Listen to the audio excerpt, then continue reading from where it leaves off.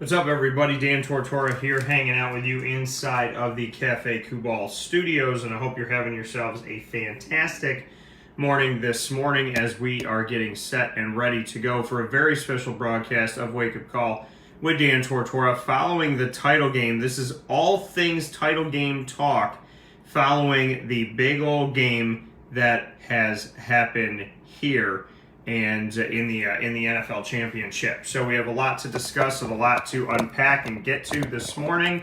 And we appreciate you being here where sports meets that thing called life. So thank you so much for tuning in with us on Wake Up Call with Dan Tortora. I got my guy, Mr. Mike Sofka, going to be joining us in just a little bit here. Very excited to have Mike joining the show. So a lot of great stuff coming up here on Wake Up Call with Dan Tortora. We appreciate you being here inside of the Cafe Kubal studios. You know Cafe Kubal here with you with multiple locations in central and upstate New York. You can find Cafe Kubal by going to 3501 James Street as well as by going to 401 South Salina Street in Syracuse. Inside the Galasanos Children's Hospital in downtown Syracuse. 343 Fayette Street in Manlius, New York, and at the corner of Route 11 and Taft Road. So make sure you check them out there at Sweetheart Corners in North Syracuse as we are inside of the Cafe Kubal studios today. Happy Valentine's Day to all my people out there. So happy Valentine's Day / happy day that nobody's going to work today. Happy your boss doesn't even care what your excuse is because they anticipate it. So, Mr. Sofka, how we doing? I'm doing great. How about yourself, Dan? I'm doing well, man, and I'm happy to be here. I'm happy to do this. And I thought to myself, while I was watching the game last night, I said, you know what? Mike and I are normally here on Wednesdays in the Fantasy Football Power Hour, proudly presented by the Wildcat Sports Pub. Why not have us here the entire show, picture in picture, following the game? There's so many things to discuss, so many different pieces to this title game that go far beyond the win and the loss, and then the win for the Rams and the loss for the Bengals. So for me, I just felt like, why not have you on? I couldn't think of anybody better to start the week with and to talk about the title game with, because we always have so much fun unpacking the NFL. So I'm happy that you agreed to do this today. Yeah, no, I'm happy to any time. It was an exciting day. I mean, there's some things around the game. Somebody proposed. Taylor Rapp proposed to his girlfriend after the game on the field in the celebration, of course. Van Jefferson, Florida Gator, rushing from the stadium to the hospital where his wife was at the game, leaves on a stretcher to deliver their baby. He gets there just in time to see the birth of this second child, a boy. And then I missed it, but Adrian Peterson was arrested Sunday morning too in Los Angeles. So, and on board an aircraft, they came on board and arrested him for the possible alleged domestic violence. So I don't know. There's a lot of stuff, but getting back toward the game, I thought it was an exciting game. I thought it was a good time. It was the game I expected. It was back and forth, and I thought it was going to be a game where it was going to be decided by less than the line of 4. So, we both picked the Bengals last week, I believe. So I still stand behind that. If you're taking the Bengals at the points, you'd have won your bet. But I thought it was an exciting game, and it almost felt like whoever was going to get the ball last was going to win, and that's what happened. Yeah, and honestly, I mean, there's so many things about this game to talk about. That's why I'm excited to do it. It's title game talk this morning on the heat, on the following here of the championship game for the Los Angeles Rams, their second title win ever, and the Bengals are now 0-3 in the title game of the NFL, losing in 81 to the Niners, losing in 89 to the Niners, and losing here in 2022 to the Rams. Mike, let's start there. The fact that Cincinnati, because, Buffalo is 0 for 4 against the NFC East in the title game. And now we look at the fact that the Bengals are 0-3 against the NFC West. Just what you could say about that, divisionally, there's an interesting storyline here that the Bengals going to 3 championship games, losing all 3 of those championship games and losing them to the same division. Yeah, that is just a crazy stat there. It's crazy to think that the Bengals have been to as many Super Bowls as they have because I used to see them in the Super Bowl. It's been 33 years or so. So, I just think that the Bengals looked good. I thought the Bengals deserved to win the game. I think, I'm not bitter that the Rams won, but I think that PI at the end of the game involving Logan Wilson was questionable at best. And then they followed that up with offsetting penalties in the end zone. It seemed like the whole game, no flags were thrown. They were like glued to the refs' pockets. It was a phantom call where T. Higgins busted loose on Jalen Ramsey by pulling him down by his face mask out of sight of the ref, and that didn't get called. And Ramsey, of course, was doing Ramsey on that, but it is what it is. And I think LA deserved to win the game. I thought Cooper Kupp played outstanding. Every time I turned around, that guy was making a play. So, just one or two plays off there and there. And that's why they say, it's a game of inches. You come all the way to the Super Bowl. Nobody expects you to be there, and you come up just that short. I kind of been there in other sports activities. I've had, been on the championship stage and won, been on the championship stage and lost. And it literally just, to me, felt like somebody reached in my chest and pulled my heart out. I was just, I was overwhelmed with emotion, physically, mentally. Everything was just shot at the end when you lose like that. So, and it's funny, I'm talking about ripping your heart out of your chest on Valentine's Day, isn't it? Yeah, and you brought it up, that Logan Wilson, was that a penalty? And then people go back and somebody did. Tim this morning wrote back to me, thank you, Tim, for your words. And he said, okay, well, what about the face mask? What about the fact that T. Higgins grabbed down on Jalen Ramsey's face mask, pulled him sideways, the typical thing that lets an official see what's going on when you take that face mask and you see in slow motion the face get pulled, and a clear call that was missed as T. Higgins got a 75-yard touchdown on Jalen Ramsey. But then later on in the game, you see Logan Wilson, and he's there, and he grabs here, and then as Kupp is turning, he lets go, and then he bats the ball down. I'm thinking about it in this respect. If you can hold on to somebody, which he wasn't holding on to his back at this point, but let's just say for argument's sake, if you could hold on to the back of somebody's jersey and swat a ball out in real time, I give you credit for being, what is it called, ambidextrous, that you can use both hands. But it's, watching the play, I think in the moment, maybe they see that, but to me, there was a clear miss on the face mask, and then there was a clear miss in this one, to me, that this shouldn't have been called. I mean, it was to me, especially you got a team in the red zone. You got a call that you're making on like the 5-yard line. So, and it seemed like that's what it was for the Rams that entire drive. The Rams did almost nothing in the second half. They give up a touchdown on the first play of the second half. That was the T. Higgins play, and granted, okay, the face mask. They give up a touchdown, though, in 12 seconds. On their first drive of the second half, Matt Stafford throws an interception. So you got two huge moments that go against you in the game. And then they didn't really move the ball. They didn't really do anything. They were not any type of anything on offense. They were stagnant. They were quiet. They were boring. It's almost like they came on offense, and that's when you went to the bathroom, because you didn't want to miss the commercials. You didn't want to miss the previews for the movies. You didn't want to miss who was coming up and who was going to be in this and what's funny. You didn't want to miss Dr. Evil coming back and being there for a General Motors commercial. But when the Rams came up and played offense, that's when everybody went to pee, because we knew that not much was going to be going on. And then at the end of the game, they got this long drive, and they're creeping closer, and there's a penalty and a penalty and a penalty. And it seemed like the refs weren't going to let the Rams get off the field, even though the Rams had gotten themselves off the field so many times in the second half. So I think, for me, yeah, that was a face mask that should have been called offensively against Jalen Ramsey. Back in the day, an offensive player could do anything. They could punch you in the face. They could stiff arm you. They could face mask you. They could pull your pants down. They could talk about your mother. It didn't matter what they did. because it was always to protect them. And I never understood how a defensive player can be called for a face mask, but an offensive player, they're like, oh no, they were just trying to touch your face and say good game, but they got gripped on it in the heat of the moment. Now that call is being called, it wasn't called on the biggest stage, which was a problem.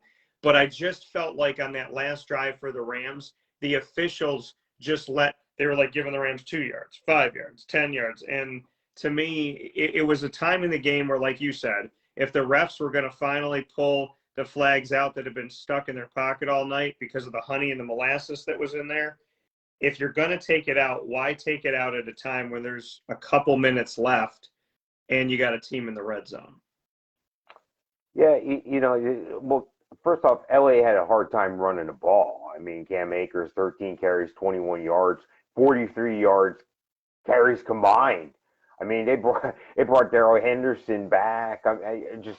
It didn't work. They couldn't run. So I was impressed early on by Cincinnati's defense, especially their defensive line. And then late in the game, it was the LA defensive line, which we expected, getting the sacks. Aaron Donald turning it up, Von Miller turning it up late. You take a look at that coverage on that Cooper Kupp touchdown at the end of the game. He's got one-on-one coverage against Eli Apple. Eli Apple's a liability in coverage. The guy can make tackles. He can come up and help against the run. He can play a receiver. It's just he's a liability at times with elite level receiver like Kupp. This is a guy who he just disappears. And if I got one-on-one with Cooper Kupp on Eli Apple, I'm throwing that ball and I'm completing the touchdown pass. So it was interesting the way everything shook out. I was impressed with Cincinnati's defense most of the game, and then at the end of the game, the Rams, their defense did what we expected their defense to do.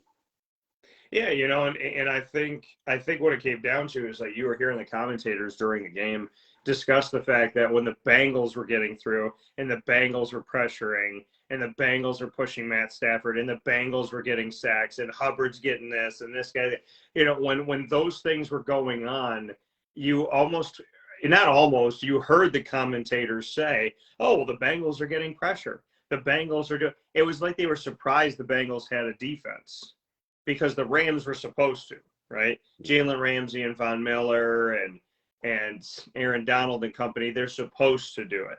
But both of the teams were getting the quarterbacks. And that's what I love to see in this game too, is these guys were getting sacked multiple times. But I think for me, not having a dog in the race, right? I'm not a Bengals fan in the comfort of my own home. I'm not a Rams fan. I love all the NFL, but the team that I support, I don't hide it from anybody. I'm a huge Jaguars fan. Cowboys are my second team. And so watching this matchup, that last drive for Cincinnati, that drive, I just felt sunk. And I can only imagine what a fan felt in that moment because the Bengals aren't my team. But to know that your drive ends on Aaron Donald wrapping you up and you just tossing the ball in the air and it's 4th and 1, and neither team could run the ball last night. I mean, you got Joe Mixon on one side, you got Cam Akers on the other side. Nobody wowed me. I felt like everybody was passing. First down, second down. I mean, it just felt like that's what it was. It was a pass-happy game. Granted, you have Burrow and Stafford, so I get it. But, we're in a place right now where I'm looking back at this game and I'm saying to myself, they tried, right? Remember Matt Stafford? He tried to run it into the end zone. He couldn't get there. And then, we know that the Bengals tried to get some things. But 4th and 1, getting wrapped up, spinning around and heaving the ball in the air. It just, even for someone who's not a Bengals fan, that killed me. And that's what I said to my girlfriend. I go, how do you end a game on that play in the title game? It was just that to me was gut wrenching for Bengals fans. Well, that's tough, but that's nothing new for Cincinnati. They had the 32nd ranked offensive line coming in, and then the Rams had the number one defensive line coming in. We talked about that previous as well. And, that's the matchup that ended up becoming something. And you look at, there may be one more offensive lineman away from sustaining that drive and making some magic happen, when everybody's young on a Cincinnati team. So, but then you take a look at it and you're like, well, it was Aaron Donald. So, would a normal defensive lineman had made that play? So, there's a lot of question there, but at the same time, that's what makes it fun. That's what makes it interesting. I think Cincinnati literally could have been one offensive lineman away from a Super Bowl here. Yeah, and that's the thing, and that's what it comes down to. And George O'Leary said it to me a long time ago when he was the head coach at UCF. He said, listen, any coach who doesn't think that championships are won in the trenches, they're never going to win. He said, if you don't believe that you build a team from the inside out, you shouldn't be coaching. So, obviously we have seen the Rams have success on that D-line, but it hasn't come to be a championship victory. And Aaron Donald could have gone down as one of the best that never won one, and that's happened to so many guys. So I think for me, and I think, even in Aaron's case, you kind of know that, you kind of know in the back of your head, hey, I'm doing my job, but we need other people to get it done. And look at what the Rams did. Look at how the Rams went about this. And the way that you win this championship, there's so many things to unpack here as we're talking about the title game. So many pieces here, folks. This is the day where most of you are sick. So we're happy to have you here. If you're hiding in your cubicle and you got the buds in, thank you. If you are at home because you told the boss you just couldn't make it to work today, we thank you for being here. And if you're somebody who is at work and just doesn't give a you-know-what anymore, and you're working there and people are coming in and they're ordering food and you got the buds in and you got the camera thing up and you're watching us and you're going, I'll get your latte in a minute. No, I need to hear what Mike has to say about this. No, Dan just no. Because he just said what I thought, and I need to send it out. So whether you're sending a tweet at home or at work or wherever you are, thank you so much for being here on Wake Up Call with Dan Tortora. There are a ton of things to get into. That's why Mike is here with me today. Couldn't think of a better person to unpack the big game with me. But how they did it is what I was getting at. They have the number one pick. They draft Jared Goff, right? And they have a hope for the future. They make it to the title game a few seasons ago. They go up against a Tom Brady, Bill Belichick, New England Patriots team. And of the rings that Tom Brady has, arguably, he can thank his defense at least 3 times, 2 in New England, 1 in Tampa. And in that game, Sean McVay confused us all. As he said, Todd Gurley was okay. Todd said he was okay. Yet the arguable at the time potential number one running back in the nation was standing there with his helmet on the sideline in a game that was incredibly boring. It was like going to a concert knowing that Michael Jackson was standing backstage and all they put out there were like armadillos and raccoons and just random stuff to run up and down the stage. It's like I'm paid to go see Michael Jackson, but Milli Vanilli's on the stage right now. And Michael's singing for Milli Vanilli in the back, but they're still the ones on the stage. So we didn't understand on how the biggest stage you forget your best player. And then since that moment, they mortgaged everything. They gave up first-round picks for Jalen Ramsey. I said I wanted 2 first-round picks. I was told I'd never get them, and Jacksonville got them.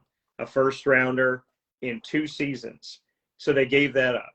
Then they went to get Matt Stafford, and they gave up pick upon pick upon pick upon pick upon pick and built the Lions for their future.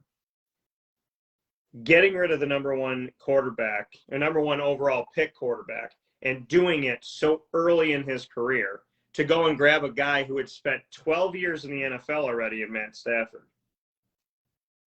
to go get Von Miller's almost $20 million, to go get Jalen Ramsey, to go get OBJ in the middle of the season, to know that you needed depth when Robert Woods went down. This team, the way that they did it, and we had discussed this before, the way they went about this, we get to say this morning that Jalen Ramsey, Odell Beckham Jr., Von Miller, Matt Stafford are all NFL champions. And there was a time where we thought Matt Stafford was the greatest quarterback in the NFL to not win a playoff game. That arguably he was going to go down the road of Dan Marino to be that really good quarterback that didn't get anything for it. That OBJ was washed up. And the only reason why we didn't think OBJ was the craziest wide receiver in the NFL is because we had Antonio Brown. There was a time where we thought that Jalen Ramsey was going to run his mouth, but never find true championship success, because even if he was on a team with it, he was going to break it up. There was a time where we thought Von Miller was an incredible player for the Broncos and was going to go down in history as a fantastic defender who maybe never even got to the playoffs. So we, this morning, can say that these players are NFL champions when there was a time where Von Miller, Matt Stafford, Odell Beckham Jr., and Jalen Ramsey were some of the best players in the NFL that we thought were never going to find the stage. So I just find it really cool this morning that we get to tell the story because the Rams gave up all of the youth to try and build a veteran team. They did what the Yankees do. They said, here's all the prospects. We want to win right now. Yeah, I give them a lot of credit. Like you said, we had talked about it in the past here, but it was kind of like they pushed all their chips into the center of the table. They're playing poker, and then they go, oh, wait a second, I got a few more chips in this pocket here. Let me put this in. Oh, wait. Here, let me put this in too. And then, hey, can I get a line of credit? I'm gonna add some more money to the pot here. And the other side can't believe it because they've got a good hand, and then you beat them by, like one card. They got 8s and you got 9s or whatever. So I just think it was interesting to me because you had pointed out the situation with Todd Gurley on McVay's last trip to the Super Bowl. And, we had talked about that as well, his ability at times to micromanage to the point where he's outsmarting himself. And he didn't do that in this game. So, and again, I got the screen on in the background. They're showing replays of the big game here, and I just keep seeing that Cooper Kupp one-on-one on Eli Apple, and I'm just cringing every time I see it. Yeah, I mean, and that's the thing is that you look at that, and who better to catch that pass? You have arguably, and this is the question I'm gonna pose to you this morning because I put the poll up here on Twitter and I put it up on Facebook too. Facebook at Wake Up Call DT, Twitter at Call DT. Twitter is better, in my opinion, at doing polls. Facebook makes it more difficult. But, Twitter at Call DT, CALLDT. I put up a bunch of different polls, one of them being about that. And I said, in your opinion, is Cooper Kupp the hands-down best active receiver in the NFL? And 57.1% of you this morning have said yes. 42.9% of you have said no. So, in your opinion, is Cooper Kupp the best active receiver in the entire NFL? And so we'll get to see what some of your thoughts are. And I'd love for you to weigh in right now and let us know what you think if Cooper Kupp is the best hands-down receiver in the NFL. But on that play, the final moment after the Rams had chance after chance, and because of penalties, free downs, just another down and another down and another down and another down. Cooper Kupp getting that. I mean, the thing was, in my opinion, on that last drive for the Rams, with all those penalties, Matt Stafford's eventually going to complete a pass. He's eventually going to get a good look in the end zone. He overthrew a guy, he underthrew a guy, but eventually he's going to get there. Cooper Kupp catches the touchdown pass, and it's one of those plays that, I don't know, to me, it's like you see those plays in the yard all the time, right? You got your best receiver out there, Like, let's say Mike and I are like this. We got like osmosis. I know where he's going to be. He knows where I'm going to be. We know what's going on. He knows what I'm thinking. And I'm thinking to myself, okay, you know what, Dan? You got Mike. The moment's not too big for you. Calm down. He's in single coverage. I hike the ball. I look, and you just make that quick, and I got you. That Cooper Kupp play, that play was, I'm better than you. That play was, Eli, you can't touch me. It was like in the huddle saying to Stafford, yo, give me the ball. I'm not going to miss it. I'm not going to bobble it and have it get intercepted, okay? That's not going to happen. This is me. We're down here. We have an opportunity. Calm down. You overthrew, you underthrew, doesn't matter. Those plays are done. Cooper Kupp on that play, that was one of those plays, all that was, it was such a quick move. And it was him saying, I am better than you. So the question is Cooper Kupp the best receiver in the NFL? This morning on Twitter at CallDT, 57.1% of you say yes, 42.9% of you say no. I'm surprised that it's this close. I thought it'd be like maybe 70-30, 80-20. What do you think, Mike? Is he the best active receiver in the NFL? Well, let me think about this for about a half a second.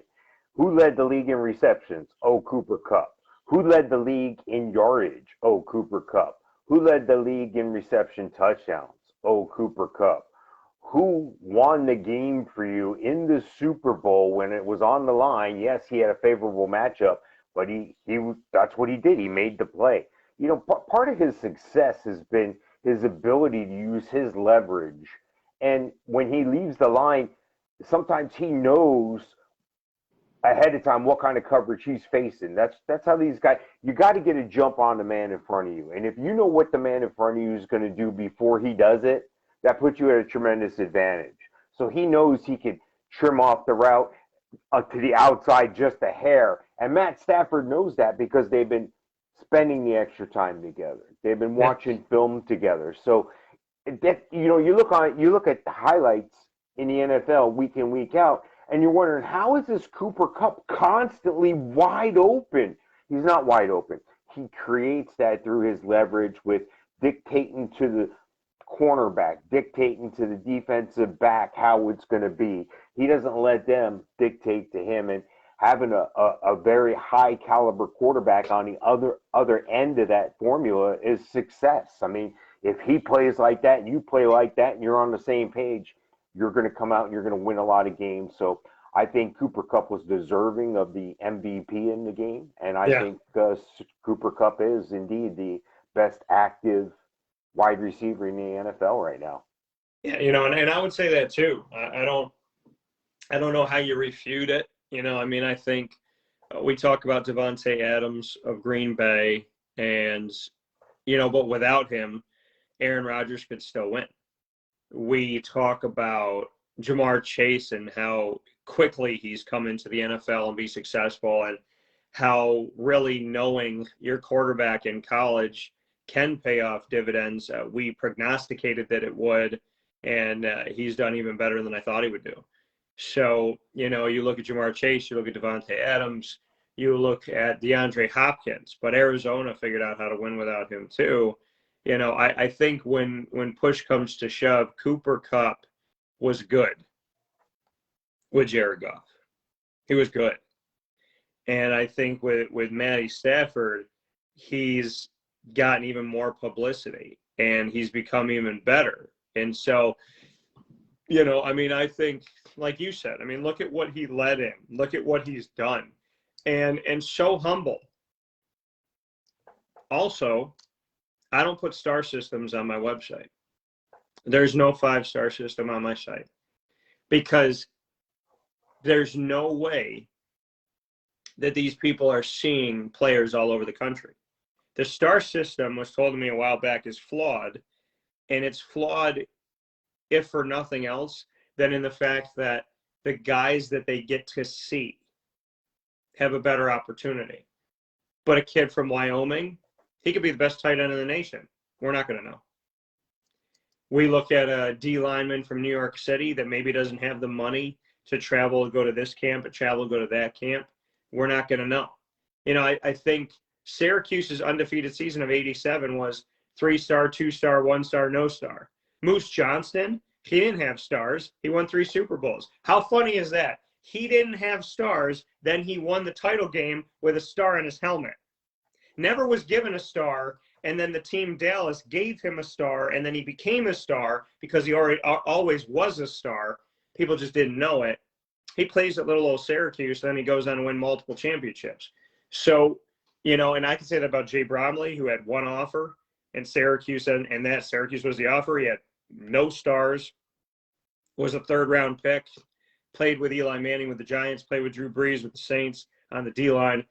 I mean, there's so many. Justin Pugh didn't have a lot of stars, starting offensive lineman out of Syracuse for the Giants, then went on to play and is still playing for the Arizona Cardinals. Chandler Jones and his brother Arthur Jones were not 5-star athletes coming from Union Endicott near Binghamton, New York, played for Syracuse, went on to each win title games in the NFL. So, I mean, I am never for the star system.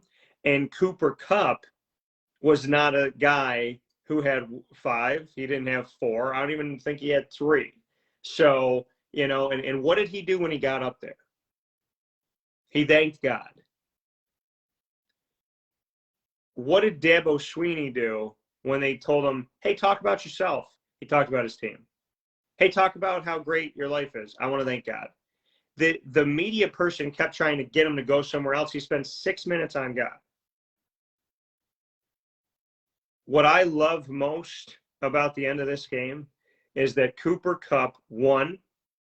He looked like a guy from a grocery store that scratched a ticket and just won the jackpot. He honestly looked like, I'm the MVP? Well, but I'm just a guy that's here. I'm just doing my job. He didn't look like, oh, yeah, I'm the MVP, gold teeth. Yeah, I rock it. Like, no, he got the MVP and thought to himself, I'm the best player in this game today. Man, I'm just trying to play. I'm just trying to grow a beard that looks like Mike Sofka's. I'm halfway there. So I think one of my favorite parts of the entire night was that Cooper Kupp looked stunned that he won the MVP. He didn't know what to say. He thanked God, and he said, I'm speechless. He looked like a guy who was just really happy to even be on the stage. He wasn't walking up to accept the award before he got it. He was standing there hanging out with his family, and when they called his name, he was kind of like, me? And not like one of those memes where it's like, no, come on. It was just kind of like, I won the MVP? Yeah. Okay. And it's like, Cooper, that like you're leading in every category. You caught the game winning touchdown. Like, you did all this stuff. And to him, he honestly just looked like he was a guy who had a lunch pail and a hard hat on, went to work, punched his ticket. When he finished, punched it out. And he didn't expect his boss to stop him and say, hey, we're giving you a raise. I was blown away by that, by Cooper Kupp. Another guy who wasn't a 4 or a 5-star. And I love that. Yeah, well, I mean, can you imagine you're at Eastern Washington? Where do you go to school? Eastern Washington, I think it was. Yeah, Eastern Washington. And this is a guy who, not many years ago, he was not a household name, and now he's just done everything you could possibly do in the game. Super Bowl MVP. He's getting paid this year, so that's a good thing. And he's going to have a contract coming up, and he's still in his prime right now, and he's got a couple years left in him that he's going to continue to do well. And it's going to be interesting to me to see how much longer LA can sustain this. Whereas if they played again tomorrow, they might win again tomorrow, but attrition, age, they got some guys getting up there in age, and it was almost like a dream team that McVay was able to put together. Like we've talked about it before, keep putting the chips on the table, keep putting the chips on the table. I just think if they are able to keep things going, keep that defensive line somewhat intact, which is going to be a tall order with Von Miller and Aaron Donald possibly retiring here I think we could see, this team go on and win again and again. The sad news is you take a look at a team like the Bengals, who we've talked about being a play away or a player away from winning this game, Yeah. may not make it to the playoffs next year. And math says, and it's facts, you can look it up on the Google box somewhere, that when you lose the Super Bowl, you might not even make the playoffs the following year. So that's a sad state, especially when you look at the talent and the young talent that's on that roster. I tend not to believe that here in this situation. So one or two players away, maybe an offensive lineman and maybe a defensive back away from having a different outcome in this game, and maybe the conversation all day today is Joe Cool at that point, bringing his team back to win. So, I think we saw an outstanding play by both teams. I thought it was well worth my time to watch the game. A lot of people say, "What do you mean well worth your time?" Not too distant past, the Super Bowl was always a blowout, and it was boring and that's why they had to make good commercials, because they couldn't keep the audience. But now with the parity in the league, and now with people getting there by different avenues, building through the draft and youth, or as in the Rams case, not building and pulling the New York Yankees here and just buying players and bringing them in, but hey, they did what they had to do to win the championship, front office wise, coaching wise, and the talent on the field delivered. So again, hats off to the Rams on a well-earned victory. Yeah, and I think of this, and looking at the fact of having Jalen Ramsey and Odell Beckham Jr. in the same locker room and still winning. I mean, like we talked about, they did what the Yankees do. They mortgaged their future. And you know what? If you go back to the previous show, I did make a call that Odell Beckham was going to come up with a nice play, a big play, and he did. He had that first touchdown. That was not an easy catch. He made it look easy, but that was not an easy catch. It was a heck of a throw as well. And I love, and I said going into the game too, and I reposted our video in the middle of the game and put out the information. I said 2 touchdowns. I said I believe T. Higgins will have a couple scores. And then we were asked by Greg, one of the listeners and watchers, shout out to Greg, who's at work right now, not caring what his boss thinks and listening to us very openly. He said, will he have more than 69.5 yards? I said, yes. We both said yes. So we both called that T. Higgins would have more than 69.5 yards. And I called that T. Higgins would be the X factor of the game for Cincinnati and that he would have 2 scores. And he had 2 scores after that one that he caught in the second half. So, so we had a lot of predictions that, we had moments that we were right on there and pieces that were big. You thought OBJ would have his moment, and I thought T. Higgins would have his moment, and they did. So going back to it, mortgaging your future for the now, you still have to win the games. How many teams have mortgaged their future and they haven't won? Look at the Lakers right now. Look at LeBron James. I mean, all he does is buy championships, and it's not working right now. Brooklyn tried to buy a championship with Kyrie Irving and James Harden and Kevin Durant, and that's not working right now, and they got rid of James Harden. So even when you try to buy the championship, so to speak, by mortgaging your future for the present, by bringing in these superstars, it doesn't mean it's going to work. How surprised are you? What do you think about the fact that we're here this morning talking about a Rams championship team that had Odell Beckham Jr., who we know for the one-handed catch, and we also know for proposing to Nets, and we know for being, coloring his hair different colors and being very out there and very unique in maybe how he tackles certain things, and being in Cleveland. I mean, this season, and people forget this because it happens and then they put it out of their mind, he was a Cleveland Brown. He was supposed to be the number 1 receiver in Cleveland, and he wasn't. He was supposed to be relevant in Cleveland, and he wasn't. And we kept wondering, is he not getting the ball because Baker doesn't like him? Is he not getting the ball because he's not getting open? Is he not getting the ball because he's not who we thought that he was? Is it Baker? Is it him? Is it the offensive scheme? What is it? And then he goes and he has relevancy in this game and unfortunately goes down, and God willing will be okay, and his injury won't be that serious. It looked like an ACL because of the fact that it was non-contact. He turned, he grabbed his knee. So God willing, he's going to be okay. But I look at a team going and getting superstars, going and getting big names. And this team went and got Jalen Ramsey. And I could tell you that he's a locker room issue because I was in the locker room multiple years with Jalen Ramsey. And then you have Odell Beckham Jr.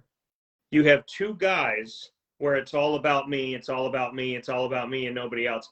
How surprised are you that not only did this team win by going out there and saying, screw the draft, we're going to do it right now, but that they did it with Odell Beckham Jr. and they did it with Jalen Ramsey? How surprised are you that those two guys could be in the same locker room and this team could stay focused? Because I was concerned that bringing in Odell in the middle of the season was going to mess with their chemistry. And somehow, some way, Odell locked it up and Ramsey locked it up, and they figured out a way to win.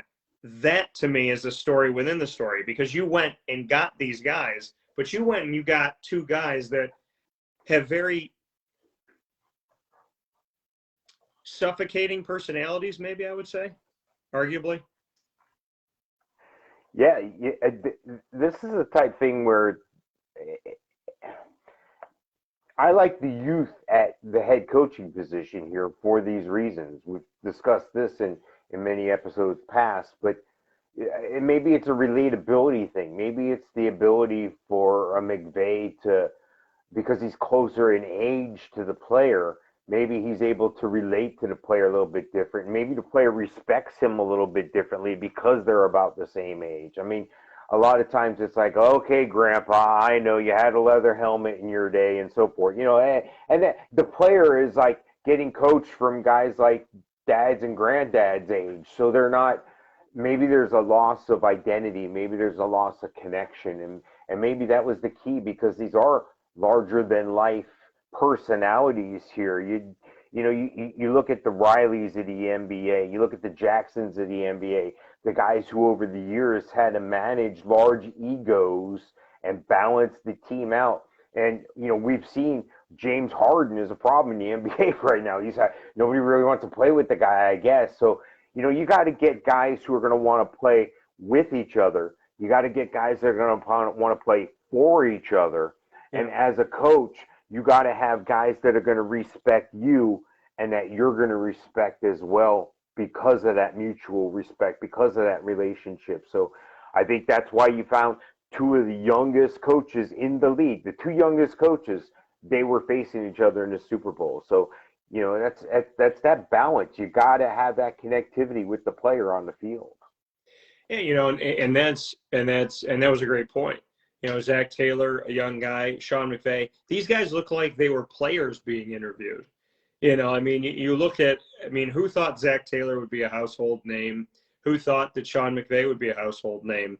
And Sean McVay and I are the same age. He just turned 36 in January.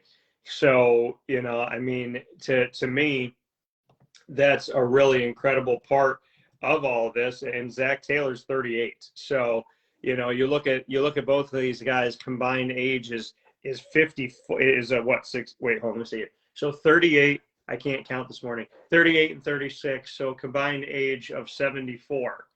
And, I got a coach here in Syracuse, Jim Boeheim, who's older than the two of them combined. So, and listen, you got to age like a fine wine, right? You got to age with time. Coach K can still get success out of his guys at Duke. We see coaches that stay relevant. They stay with it.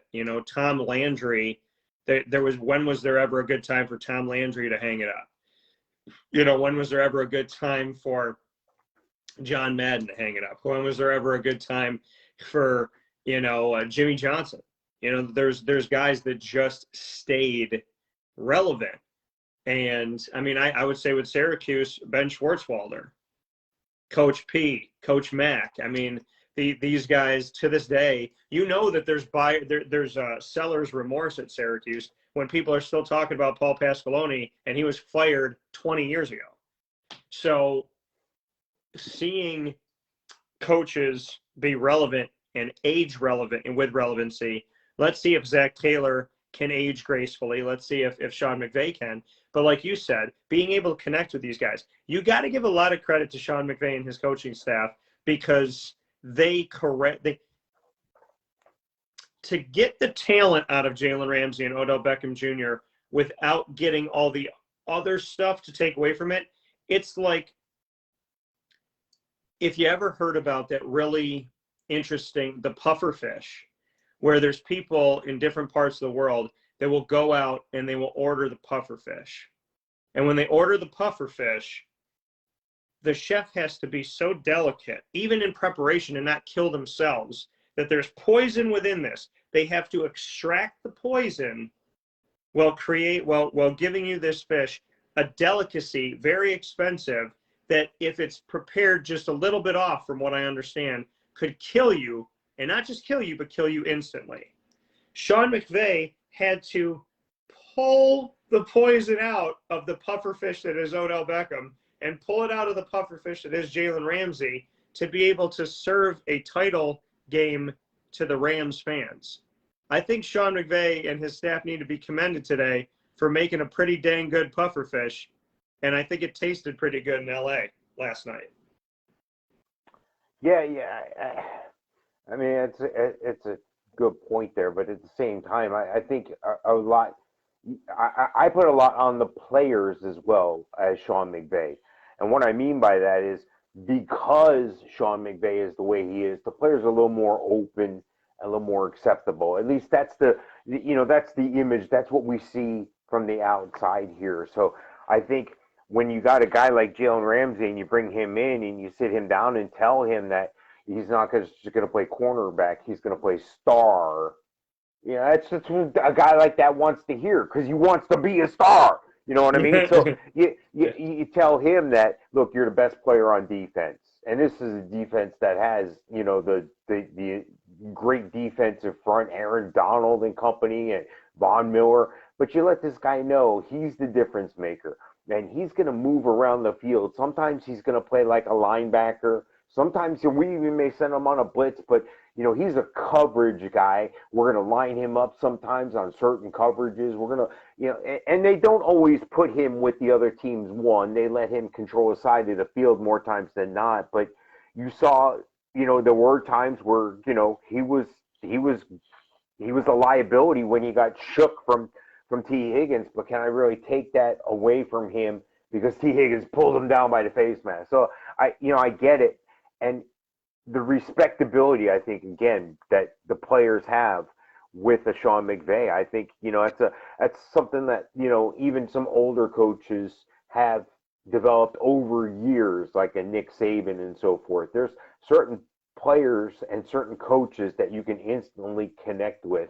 And when you have a player that's willing to connect because they respect that coach, that makes the coach's job that much easier. So just as much as I want to give McVay all the credit, I got to give those players credit for opening themselves back up, especially players with checkered past like Jalen Ramsey and Odell Beckham Jr., and having that respect for that coach and being able to, okay, let's go to work together here. And you saw they were able to make it happen. That coming from Mike Sofka here inside of a very special broadcast, a wake-up call with Dan Tortora to start off your week. You know that Mike and I are together every Wednesday in the 10 to 11 a.m. Eastern Time hour inside of the Fantasy Football Power Hour, proudly presented by the Wildcat Sports Pub, 3680 Milton Avenue in Camillus, New York. Open for you 7 days a week, of course, for the title game. Many of you were there enjoying their awesome atmosphere and supporting a local business here in Central New York. You could also order from them at 315-487-2222. That's 315-487-2222. So Mike and I together on Wednesdays, and we're together here today as we are celebrating the title game and celebrating your day off from work because you're not feeling that great. so I understand that. And I do believe it should be a national holiday, and I don't care what anybody says about it, because the reality of it all is that this is one of those days where, I mean, it's like March Madness. Even when you're not a fan of the sport or a fan of the teams playing, you stay up and you watch it. And let's face it, March Madness, another one. We look at April, and that game happens on a Monday at the beginning of April, and the game doesn't usually start until 9 o'clock, 9:07 or whatever it is. We're all done at midnight, and that Tuesday should be a national holiday. Well, Dan, you're giving away too many national holidays. No, I'm not. There's so many people that are capable of working that are sitting at home doing nothing right now, that by giving a day off to the people that actually want to go to work, I'm just trying to be nice to you all, okay? And so Mike and I are here for you this morning, whether you're at work hiding in your cubicle, you're at home, or you're sitting out there in the wide open. You could be working TSA right now going, all right, come on, bag check. Mike, that's right. Bag check. Oh, Dan, that's a good point. Bag check. You know, I don't care what you're doing this morning. You're listening to us. You're watching us. We appreciate that. That's what I care about. Thank you for being here. I hope you're healthy. I hope you're safe. I hope you're doing well. I want to take this time to welcome and thank all of our awesome partners at Cafe Kubal, Carvel DeWitt, Wildcat Sports Pub, Mon Paz Kettle Corn and Popcorn Factory, Avicoli's, Millhouse Market, Honda City of Liverpool, the Lemoyne Dolphins, as well as Progressive Dental, Canine Camp Dog Daycare, Chick-fil-A Cicerone, Chick-fil-A Clay, Pizza Man, Canine Campground Dog Boarding, PB&J's Lunchbox, Victory Sports Medicine, Orthopedics, and Mother's Cupboard. And remind you that Wake Up Call with Dan Tortora is the proud multimedia marketing partner with exclusive multimedia marketing partnership rights with Bryan and Stratton College in Syracuse, as well as Marywood University in Scranton, Pennsylvania, and Lemoyne College in Syracuse, New York as well.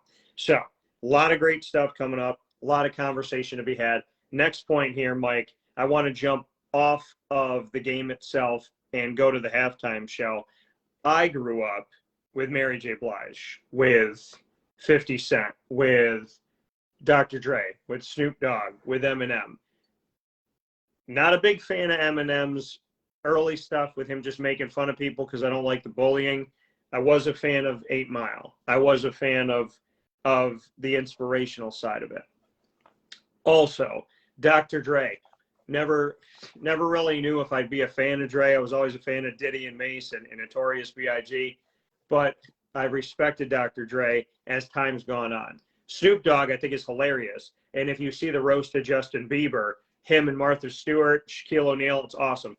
So Snoop, and Snoop's a personality.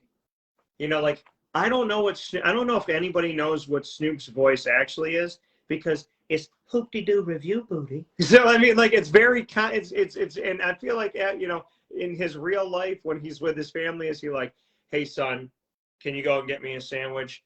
Hey, dear, yeah, we got to sit down. We got to figure out what we're doing for our vacation. Because when he's with the people, he's always hot, and he's always looking like this. So, you know, Snoop, I can enjoy Snoop, and I've enjoyed Dr. Dre, and realized that I'm more of a fan now than I was. Eminem, like I said, I like how there's been an evolution.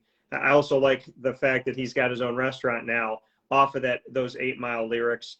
50 Cent, I've never really been a fan of, so that's give or take. And then Mary J. Blige, I don't believe that Mary J. Blige is the queen of R&B hip-hop. I don't think that way. My buddy Evan and I don't think that way. People might flip out on me for saying that. I respect her. But I also said, when I was growing up, I dated a girl. I was 12. Her name was Nicole. And she always wanted gifts. She always wanted me to buy her stuff. And I got a Mary J. Blige CD, and I listened to it. And while I was talking to Nicole on the phone, and it was like, what did you get me? What did you get me? I remember listening to the Mary J. Blige CD, saying to myself, if I don't like any more than 2 songs on here, I'm going to re-gift this to Nicole. And she, to this day, may still have it.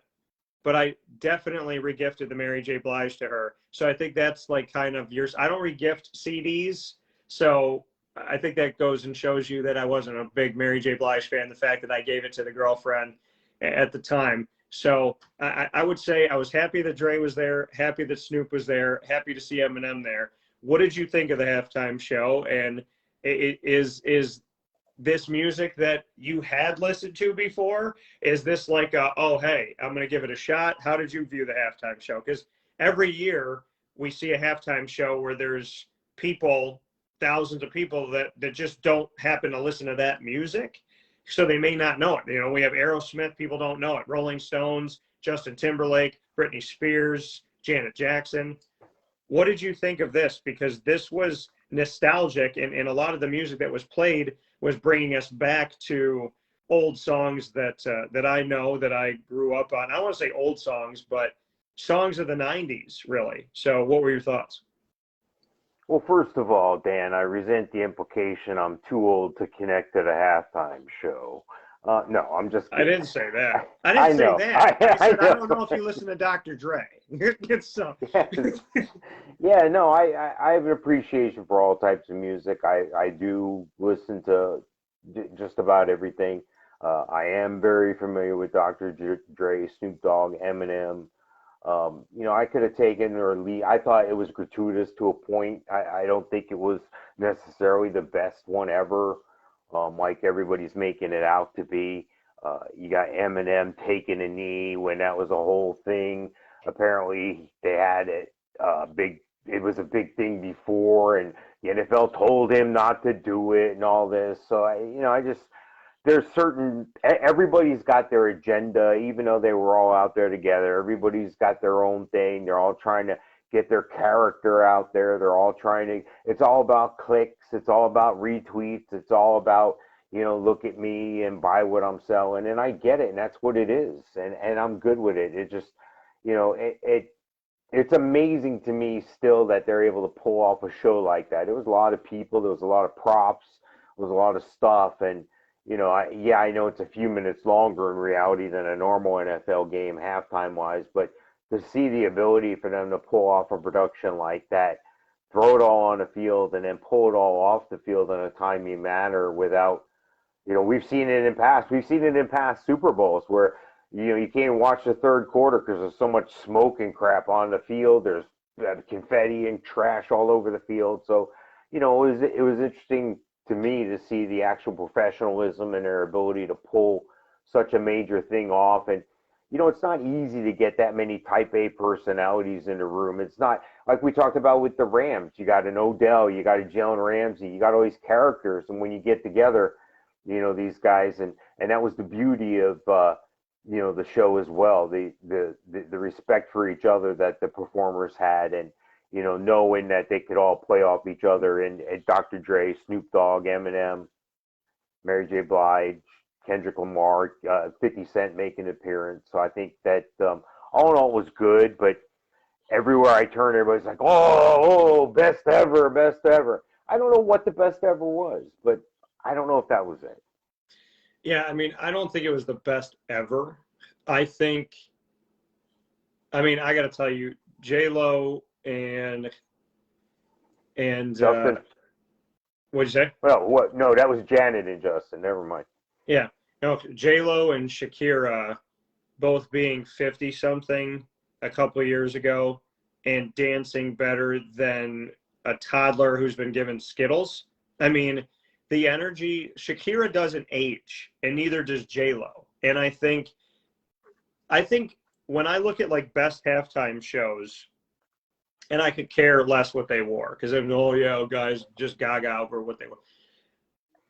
If you are good, right? If you're good at what you do,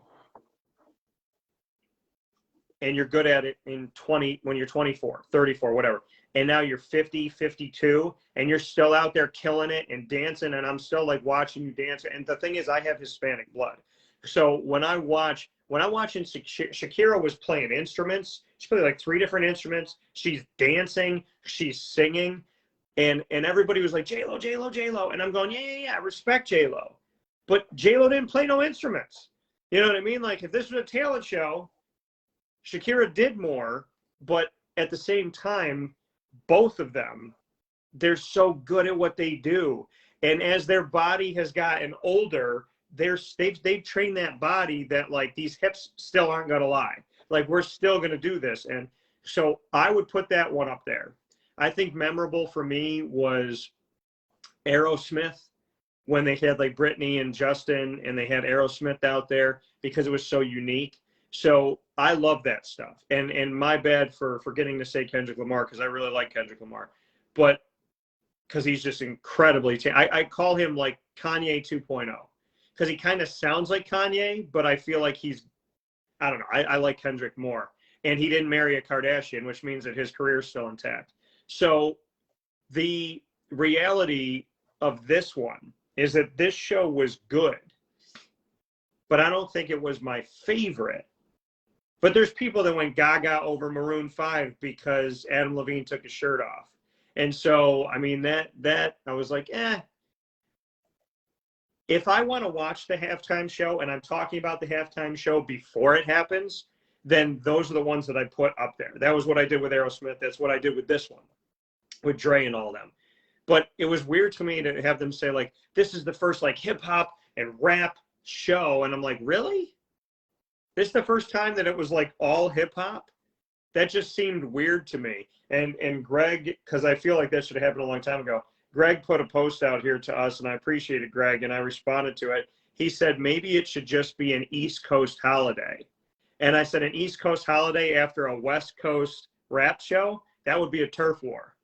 So you can't give an East Coast holiday after the West Coast takes it because East Coast, West Coast, you know, we remember Bad Boy Records and Death Row going up against each other. And how about this for Snoop Dogg? He's a Rams fan. And I, by the way, loved his outfit. His outfit killed it. I put that outfit up against anybody in a halftime show. But Snoop had just bought Death Row Records before this happened. So Snoop had a reason to be, because that man just took over one of the biggest labels in the history of hip-hop, which was really, really cool. So I think the story behind the story is that Snoop is a rap mogul right now and a businessman who just got a really huge deal before this went down. There's a video of him, you'll find it on Twitter or somewhere, of him getting ready to get on the stage. And he had to get his mind right and all that. So somebody actually shot a video of that. I mean, it's incredible to me, but, you know, hats off to him to be able to, you know, it doesn't matter what you do. You know, my parents taught me that when I was little. You know, you want to be the trash man, be the trash man. You want to be a football player, be a football player. You want to do this.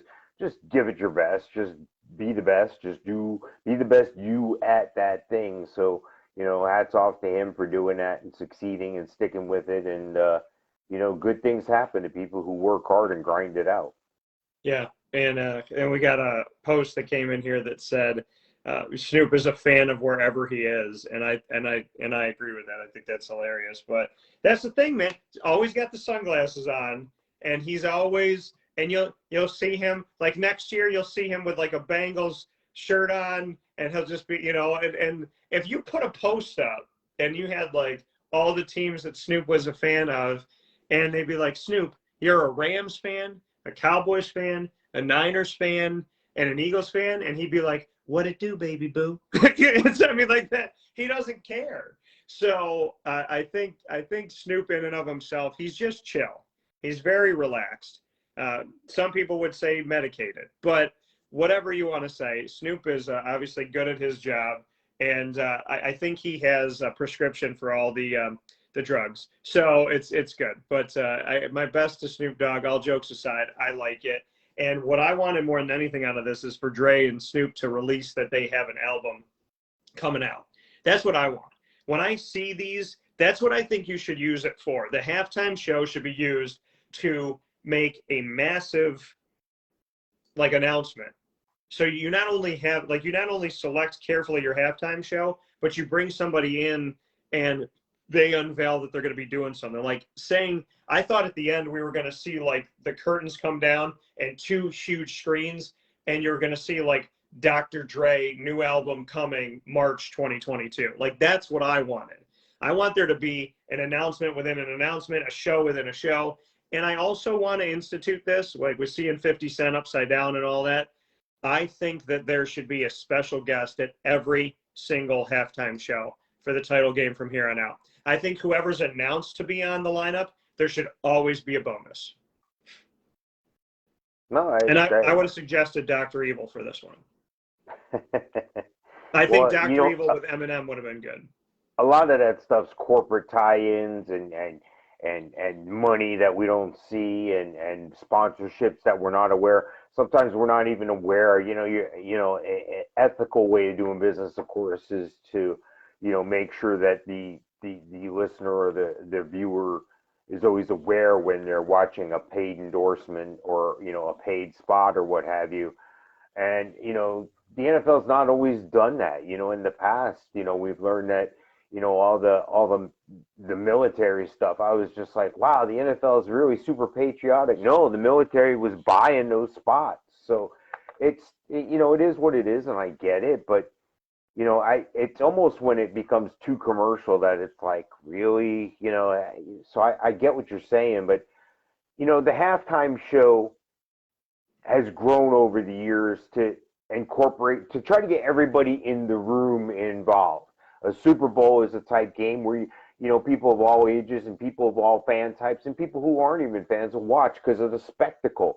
And I get it. And the halftimes become part of that show and part of that package that appeals to people who may not be 100% involved in the game. And then you have people that want to watch the commercials, and you have people that enjoy some of that or all of that or part of that. It's an institution, and hats off to the NFL for being able to make it that way, being able to make the halftime show something that people are looking forward to, that people are talking about before the game. People are talking about on their Facebook show here online after the game. So, that's what it's about. I get it. And you're not going to make everybody happy. So just put the most professional, best people out there that you can and hope for the best. Yeah, that coming from Mike Sofka and myself, Dan Tortora, hanging out here on Wake Up Call with Dan Tortora, where sports meets that thing called life. So we appreciate you being here inside of the Cafe Kubal studios. And I want to give a nod. We talk about having a halftime show, bringing people back that have been around for a bit. And hard to believe that you would ever think Dr. Dre would be older than 40, or that, Eminem would be in that world, or any of these guys that would be pushing past this. But Andrew Whitworth on the field, the offensive lineman, 40 years old himself. And, there's the talk about retirement. I would imagine that after all the wear and tear that Andrew Whitworth has put on his body as an offensive tackle, this man, and he's over 300 pounds, he started his career in the NFL in 2006. I would venture to say that if anybody's retiring after winning a title game, it's a man who has been around this league for 15 years, 16 years, and won a championship, almost 2 decades in the NFL. The wear and tear that puts on the body. I pray more than anything and hope more than anything that he stays healthy, well, and safe and sound for the rest of his life. But I would imagine, as people prognosticate who's going to retire after this one, I don't think we have to imagine too much that you played almost 20 seasons in the NFL. You just won a title game. You're an offensive lineman. You're 40 years old. I think Whitworth is definitely going to hang it up after this. Well, why not go out on top? But at the same time, you got to see what you have left in the tank, because you're in a position where you might be able to be here again. You might be able to have the same conversation next year. So there's a lot of money out there to be had too. There's a lot of money moving around in this league. Players are getting paid very well and well deserved. I'm not saying that's a bad thing. I think you should get what you can get. If somebody's willing to pay it to you, God bless you both. So there's a lot of money to consider. You also got to look at a guy like Tom Brady, who decided to say that he was going to retire and gave up like $15-16 million roster bonus, that was going to be due to him. So I get it. And by the way, there's still people out there that think Tom Brady still may play again. So I don't, again, you get guys like this that have been playing since they've been 5, 9 years old, 6 years old, whatever.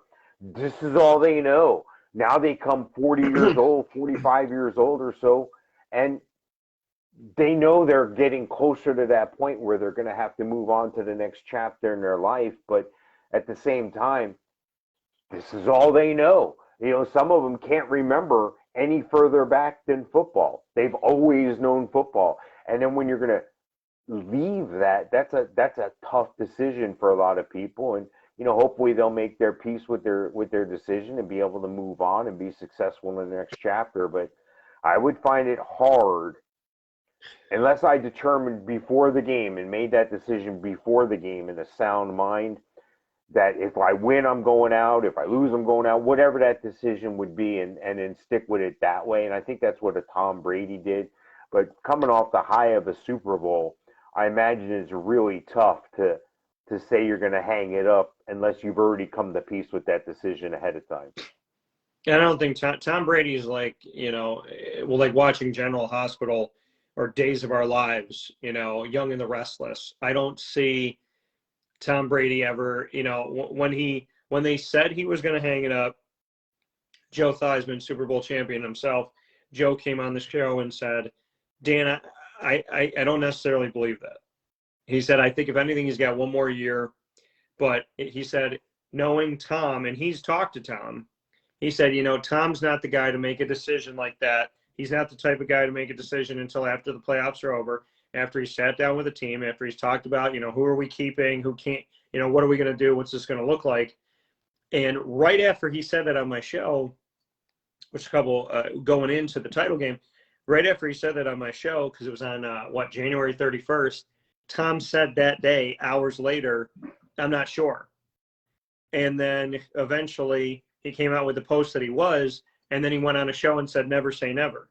So, I think Tom's just playing with it. He wants to stay top of mind. I'm happy that he didn't say anything last night or today yet, from what I can take, that he actually let the title game not be about him because he wasn't playing in it. Because he now he did have a nice tweet. Did you see his tweet? I did not. I'm actually going to look it up right now. Just before the game, his tweet was like SH*T. That was it. It was you could tell it was killing him. He wasn't at the game. He wasn't playing in the Super Bowl. He was just expressing his frustration for having to watch it on TV. Yeah, he put SH*T ... It says 12:39 Sunday, February 13th, Super Bowl today at noon, Los Angeles, United States. So, that to me, and you're right, like that, and that's actually really cool. And what I commend the players on is that players on Cincinnati were coming out and saying, Joe Burrow said, like, thanks to the fans, sorry we didn't get it done.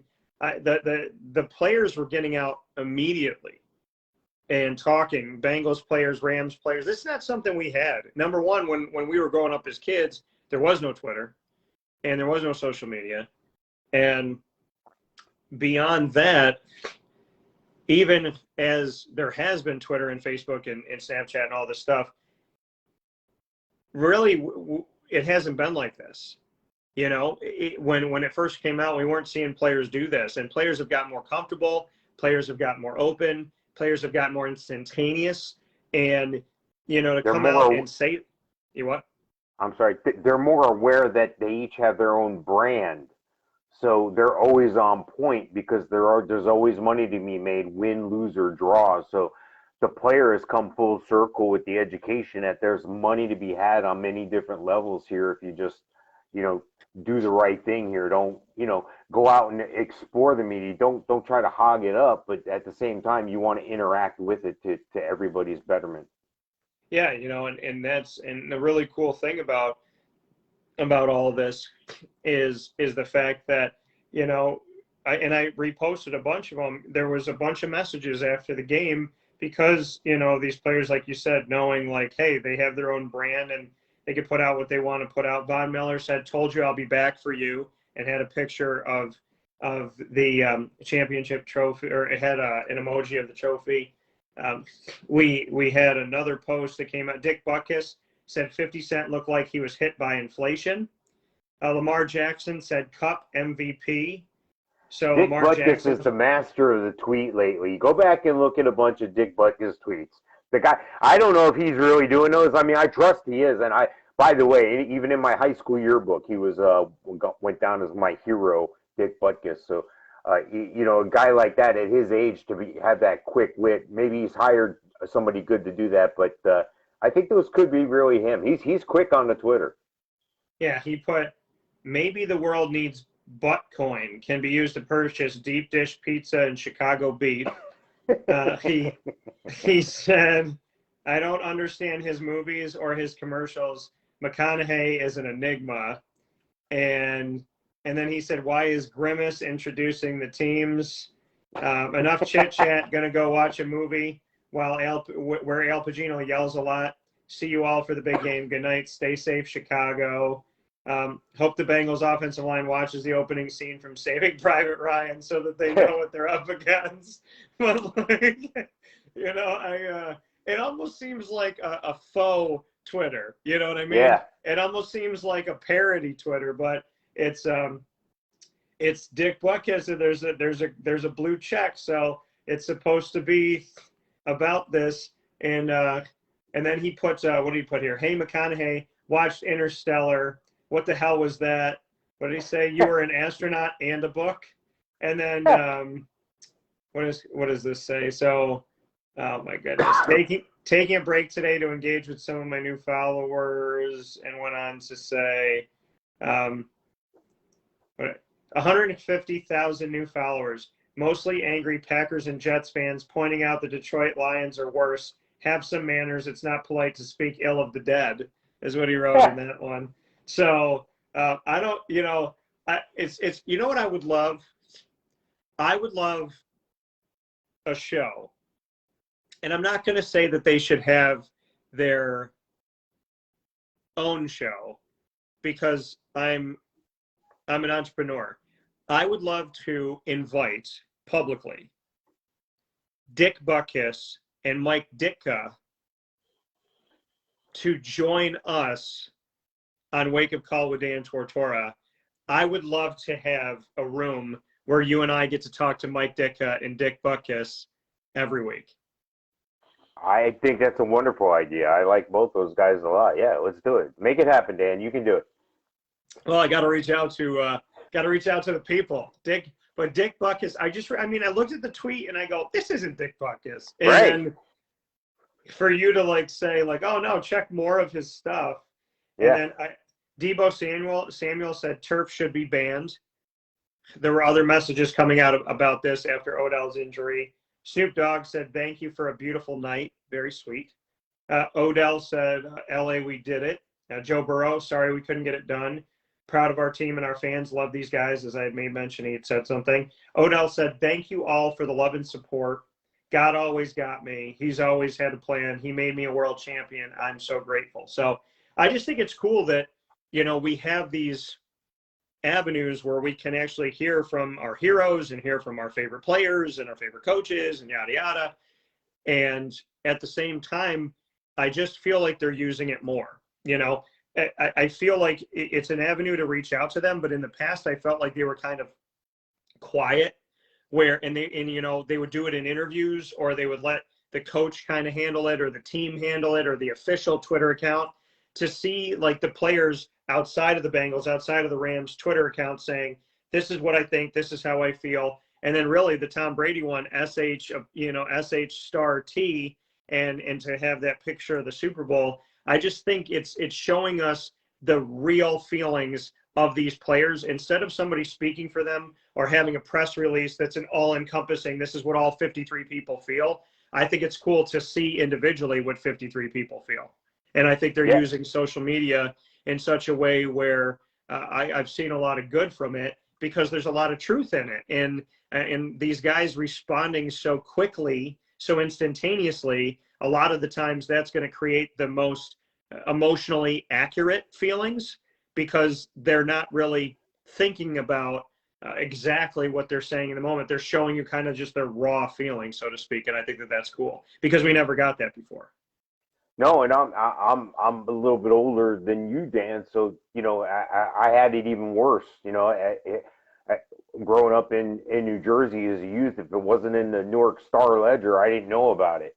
If it wasn't on one of the three networks that you got on the TV, ABC, NBC, CBS, and PBS, you didn't know about it. I didn't get to watch LA football because I got the Jets game or the Giants game, and that was it. So and then I moved. Family moves to Florida, and I'm in the high school years, and then ESPN's coming around, and it wasn't ESPN like ESPN today. It was like Australian rules football and stuff like that. They didn't have the tie-ins. They didn't have the license agreements and all this stuff worked out. So it was interesting to me to see where we were and then where we are. But it's just like anything else. When you were growing up, I know when I was growing up, at least we had that one phone in the kitchen, and it had an 80-foot cord, and that was the phone that went through the house.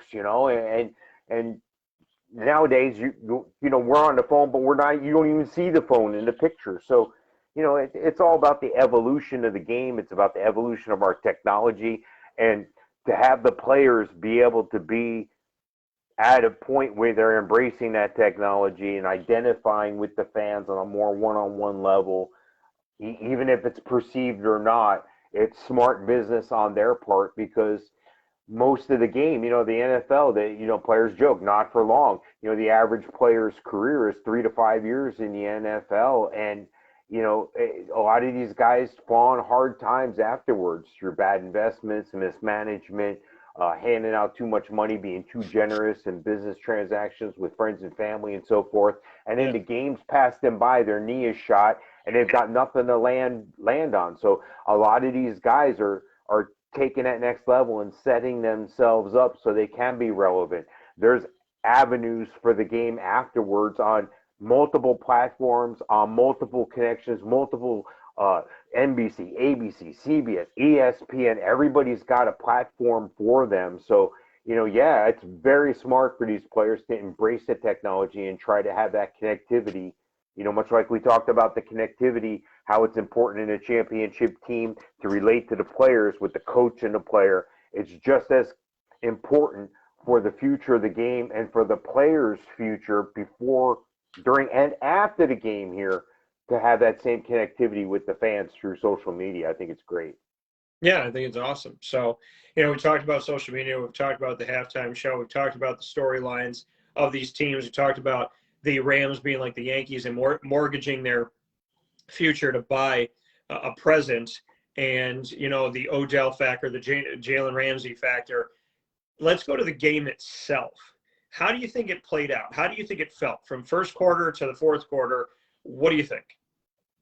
I think the Bengals came out and they proved they weren't afraid of nobody, and I think they played their defense right away and established that the Rams were not going to be able to run the ball.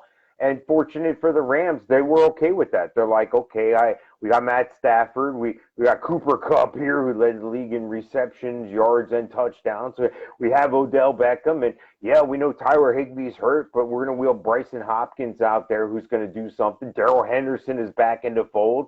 Van Jefferson can make. They knew that at some point, sometime during the game, their ballers were going to make plays, and that's what happened. They were able to lean on those guys for that passing game, which ultimately brought them the victory. I think the Rams defense at the end of the game turned it up, got a lot more pressure on Burrow. I think, when you go in the game knowing that, you've given up 9 sacks in a game before, and they ended up giving 7 sacks up, the Bengals did, to the Rams defense. So, but then, a lot of times you got to look in the mirror, all right?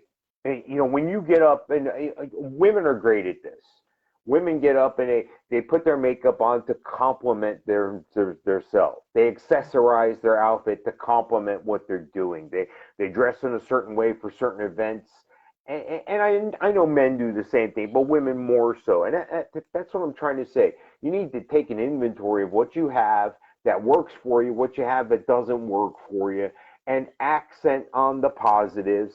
You use what the other people are giving you as well. So they didn't want to give them the run. They allowed them to pass the ball, and that's what ultimately won the game for them. So when you're wise enough and mature enough to know that difference and you're able to execute that difference on the field, you're going to win championships. And that's what happened there. Yeah, and I think when you go back and you watch this game and you see it, number one, there was scoring. I mean, we're seeing multiple scores by both teams before the half, and I think that's important. I think it's important to keep people invested, keep them involved. I mean, this has become so. I mean, it is a game, but I was watching it last night, thinking about it, saying to myself, this title game, the SB, the thing that some people are allowed to call that when they have the rights to it, whatever. But this NFL title game, I'm thinking during the commercial break, this has got to, and it's the first time I ever thought about it this way. I thought, if I'm Joe Burrow and I get the ball, but we just went to commercial, and it's during the NFL title game, I'm on commercial now for 5 minutes. I'm trying to corral my team and get my team ready. This 5-minute break breaks up the game in a different way. And I feel like, now I want to ask this. Now I want to go back to people that have played in the championship game. I want to go to the current players. I want to go to former players. And I want to break it down with them, and I want to ask them and say, hey, what was it like for you? What is it like now as opposed to then? And how do the commercials and these breaks affect you? When a game, let's say, is 3 hours, and in this one, it's like 5, and halftime is longer and all this, because you got to think about bodily wise, what it's doing to these guys, adrenaline wise, what they're feeling. Does the adrenaline go down? Momentum. There's all these different pieces that I was thinking about last night, and I was saying to myself, if I'm the team that's down and I'm trying to kickstart my team, and we just got a huge play, and then we went on like a 3.5-minute break, what does that do for me? Teams talk about it all the time, the difference between playing a game where you don't have like TV timeouts, you're not on ESPN, you're not on CBS, you're not on Fox or whatever, so you don't have to, a college football team that's, if you're not Clemson, let's say if you're Wyoming, your game plays through. And you might have a few breaks, but for the most part, your game is kind of just playing in real time, and you're going to be done with your game quicker than watching Clemson Notre Dame. And so how do you adjust to that? And that just hit me last night that in this title game for the NFL already has a bunch of commercials. Think about this. An NFL game is an hour. It's 4 15-minute quarters. Yet an average NFL game is at least 3 hours long. That means 2 hours more gets packed in to what is really an hour's worth of time. You bring the NFL title game in and all the entertainment, the halftime show, and all the commercials, and people spending millions of dollars for 30 seconds. And now you got a 5-hour game that's really an hour. So to me, with all these starts and stops, I was just thinking about the psyche of that. And what does it do for a team that's up, and what does it do for a team that's down? And that just made me kind of think about, that's a great angle to interview and talk to people about. And I look forward to doing that, to really get a feel for, like, what do you see and how do you adjust, and how do you make the most of that time? Well, knowing that going in, preparing ahead of time, and that going in, it's not a problem at all. These guys are going to adjust. These guys are pros, but at the same time, sometimes you don't know what you don't know. And sometimes, being you don't know that, you don't want to think about it. So giving you that much more time to think about the big moment that you're having can sometimes work against you. So I think these guys are at a point, a lot of these guys have played in big-time games all their lives. A lot of them, the Gators had 5 guys in the game, and LSU had 5 guys in the game as well. So, these are players that have been on a big stage all their lives. Joe Burrow played for a high school state championship, played for the national champ, won a national championship at LSU, and was trying to win a championship here. Matt Stafford was the number 1 quarterback coming out of high school back in the day before he ended up at Georgia, and everybody could see he was going to be an excellent quarterback on the pro level. So I don't think it affects these guys as much as people may think. it may affect someone like me or you. But when you have guys that have been in this situation hundreds of times, obviously not on the biggest stage of all in the Super Bowl, but just being that much more familiar with the bright lights, the big moments, and then following through and performing at an elite level in those moments. These guys have been keyed up and working for this all their lives. So I don't think it's as big of a moment. I don't think it's as big of a nervousness or a butterfly. I know they get that still, but I don't think it's as big as it would be if it was me or you. They've been doing this all their life. Yeah, I mean, I think what I'm getting at is, to talk to Joe Burrow after the fact, and I mean, he played in the college football playoffs, so maybe it wouldn't be as different to him, but to just like, pull like maybe Matt Stafford aside and say, what was it like to have a 5-minute break when you're used to having like 37 seconds? So, just to get their feel of how did you, because I think no matter what you've experienced, the title game is different because they got to pack in all those commercials. They have to make sure that they gave everybody what they paid for. So to me, I think, and I think for a coach, I think Sean McVay or Zach Taylor would tell you, hey, it was great. It was great that the halftime show was out there. I was hoping Dre did another set. I was hoping Snoop came out one more time. I was hoping Eminem, had a couple more bars because it was giving me more time to kind of prepare for this. So, I think you could be advantageous, and at the same time, I think it could be counterproductive to be in this title game and to have these expanded breaks. So I think that's another angle to look at. We did have somebody come in late here that was asking us what we thought about the plays as far as penalties. Mike, we spent a lot of time on it, so I'm not going to regurgitate what we spoke about, but just overall, how you felt about the fact that the game seemed to flow, I would say in the first half pretty quickly. And in the second half, especially on that last drive, there was a lot of starts and stops, a lot of flags. How do you look at it? Because, officiating for me, an official told me a long time ago, that you've done your job as an official when you come into the arena and they don't know your name, and you leave the arena and they don't know your name. Yeah. How do you think the officials did in this game? And was it really a tale of two halves where the flags were stuck in their pockets and then all of a sudden they came out at the I think we talked about this before, like somebody wants to be the guy, and I talked about it with a basketball game I was at recently where a ref called a foul almost like he wanted to be the hero. Like, I saw it, like I got to stay.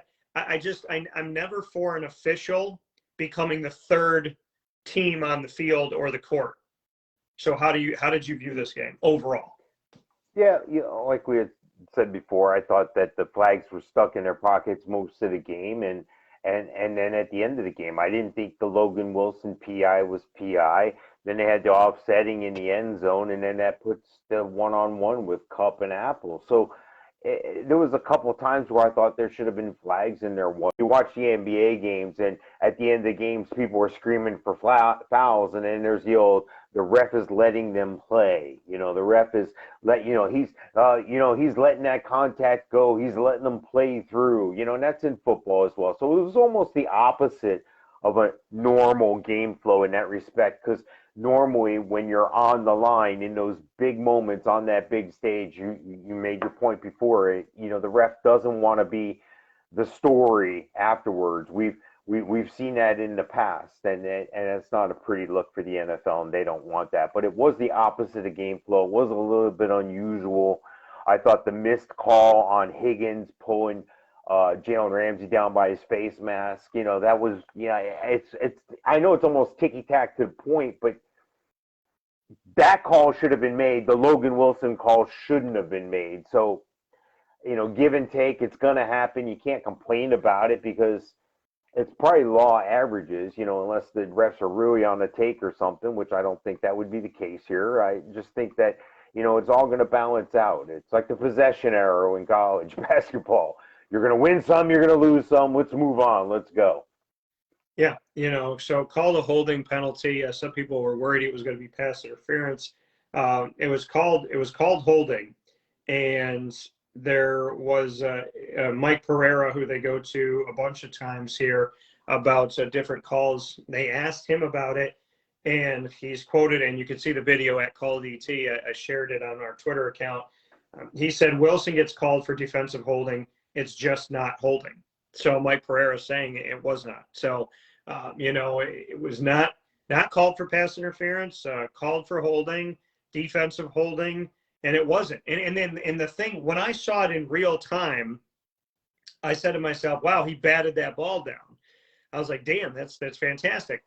When I saw it in slow motion, I saw him, like I said, I saw him grab him, let him go, and then the ball came in. It's not like he let him go as the ball was coming in. He let him go before the ball got there. And so to me, it's like, is he grabbing him and pulling? Because normally they call it blatantly when the hands are still on when the ball's coming in. If you grab and there's been times where guys' arms have been grabbed, both arms have been grabbed, and so like I'm holding both arms down, the ball comes in and they don't call it. And there's no way to catch the ball when I'm holding both of your arms down. So, I think in this one, this was probably the tamest holding because of the fact that it was almost like Logan Wilson was like, grab the jersey, and then his head went, no, don't grab it, let it go. And then he went, and then he goes, and here's the thing. If he was really holding him, he wouldn't have needed to bat that ball down. So I mean, there's so many ways to look at this and say, but I think no matter what angle you look at it, it's not defensive holding because he let go well before the ball came in and still had to run after him and knock the ball down. I mean, they always say that you have to have irrefutable evidence, right? And I don't think that there's irrefutable evidence that this is defensive holding. It frustrates me that this is not a play that gets looked at. It frustrates me that it happened at the end of the game. It frustrates me that it happened in the end zone or in the red zone. It frustrates me that it happened with a team that was down by 4 that had an opportunity. And granted, yes, Matt Stafford still has to throw the touchdown. Cooper Kupp still has to catch it.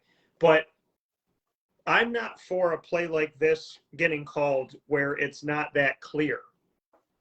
And to call the play at the end of the game in the red zone with it helping the team that's down by 4, this is where an official is making a name for themselves. This is where an official is on the stage. And this is where a singer is about to hit that high note and the drummer wants a solo so everybody remembers them. So they start flipping out on the drums and then you can't hear the singer sing. That's what this became. This became somebody saying, I know this isn't my drum solo, but I'm going to make it my drum solo because I want everybody to remember me, even if they remember me as the crazy guy on drums that wouldn't stop playing so that Janet Jackson could finish her song. It's not a good call. And what makes it even worse is that it wasn't a good call and it happened in a championship game and it happened inside 2 minutes and it happened inside the red zone on the 5-yard line. It was a bad call, but it made it so much worse that it was a bad call that was called at a time where you can't do that. And granted, is it a makeup call? Does it even it out with the no call on T. Higgins? Maybe some people can see it that way. But Mike, there will always be human error when humans are making decisions. The thing for me is, I don't care what sport we're playing, when an official gets involved in the 11th hour of the game like this, it's always, to me, a bad call.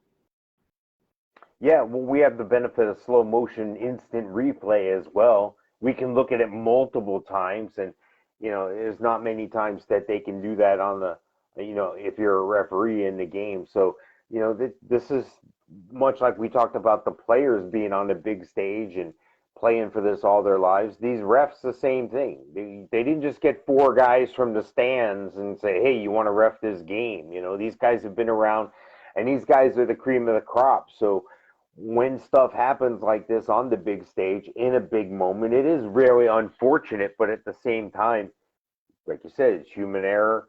We have the benefit of instant replay and slow motion. So it's just we have this every year. You're gonna have plays like this, just almost in every game, even, and that's what it is. And you go back many years ago where there was instant replay, but there wasn't instant replay on the field. You couldn't look at the play again on the field, and it couldn't overturn or affect the call. So the NFL has proven that they're willing to adapt and change and mold the game and embrace technology again to use it for more beneficial reasons than not. I think they've tweaked the instant replay situation, but the fact that we're talking about a penalty or a penalty that shouldn't have been called is still proof positive. It's not going to be perfect, no matter how much technology, no matter how much we do, no matter how much time and time again. There is still going to be that human element, and there's still going to be that time where stuff doesn't get called. It's not perfect. Life isn't perfect. Life isn't fair. It is what it is. So, this is a microcosm of what life is, and you hope they get it right. You want to see a good game. You don't want to see a game marred by something, and sometimes they get it right, sometimes they don't. I don't think it affected the turnout of the game necessarily. I think that the better team won. I think that the Rams did have a better team up and down, but like we spoke about in the past, it wouldn't have surprised me. And as a matter of fact, I was calling for the Bengals to win. But, if I looked on paper at these two teams, I would have thought it was a close matchup, but I would have given a nod to the Rams, and that's exactly what happened. I also want to make a note, and this is totally unrelated to what we're talking about right now, but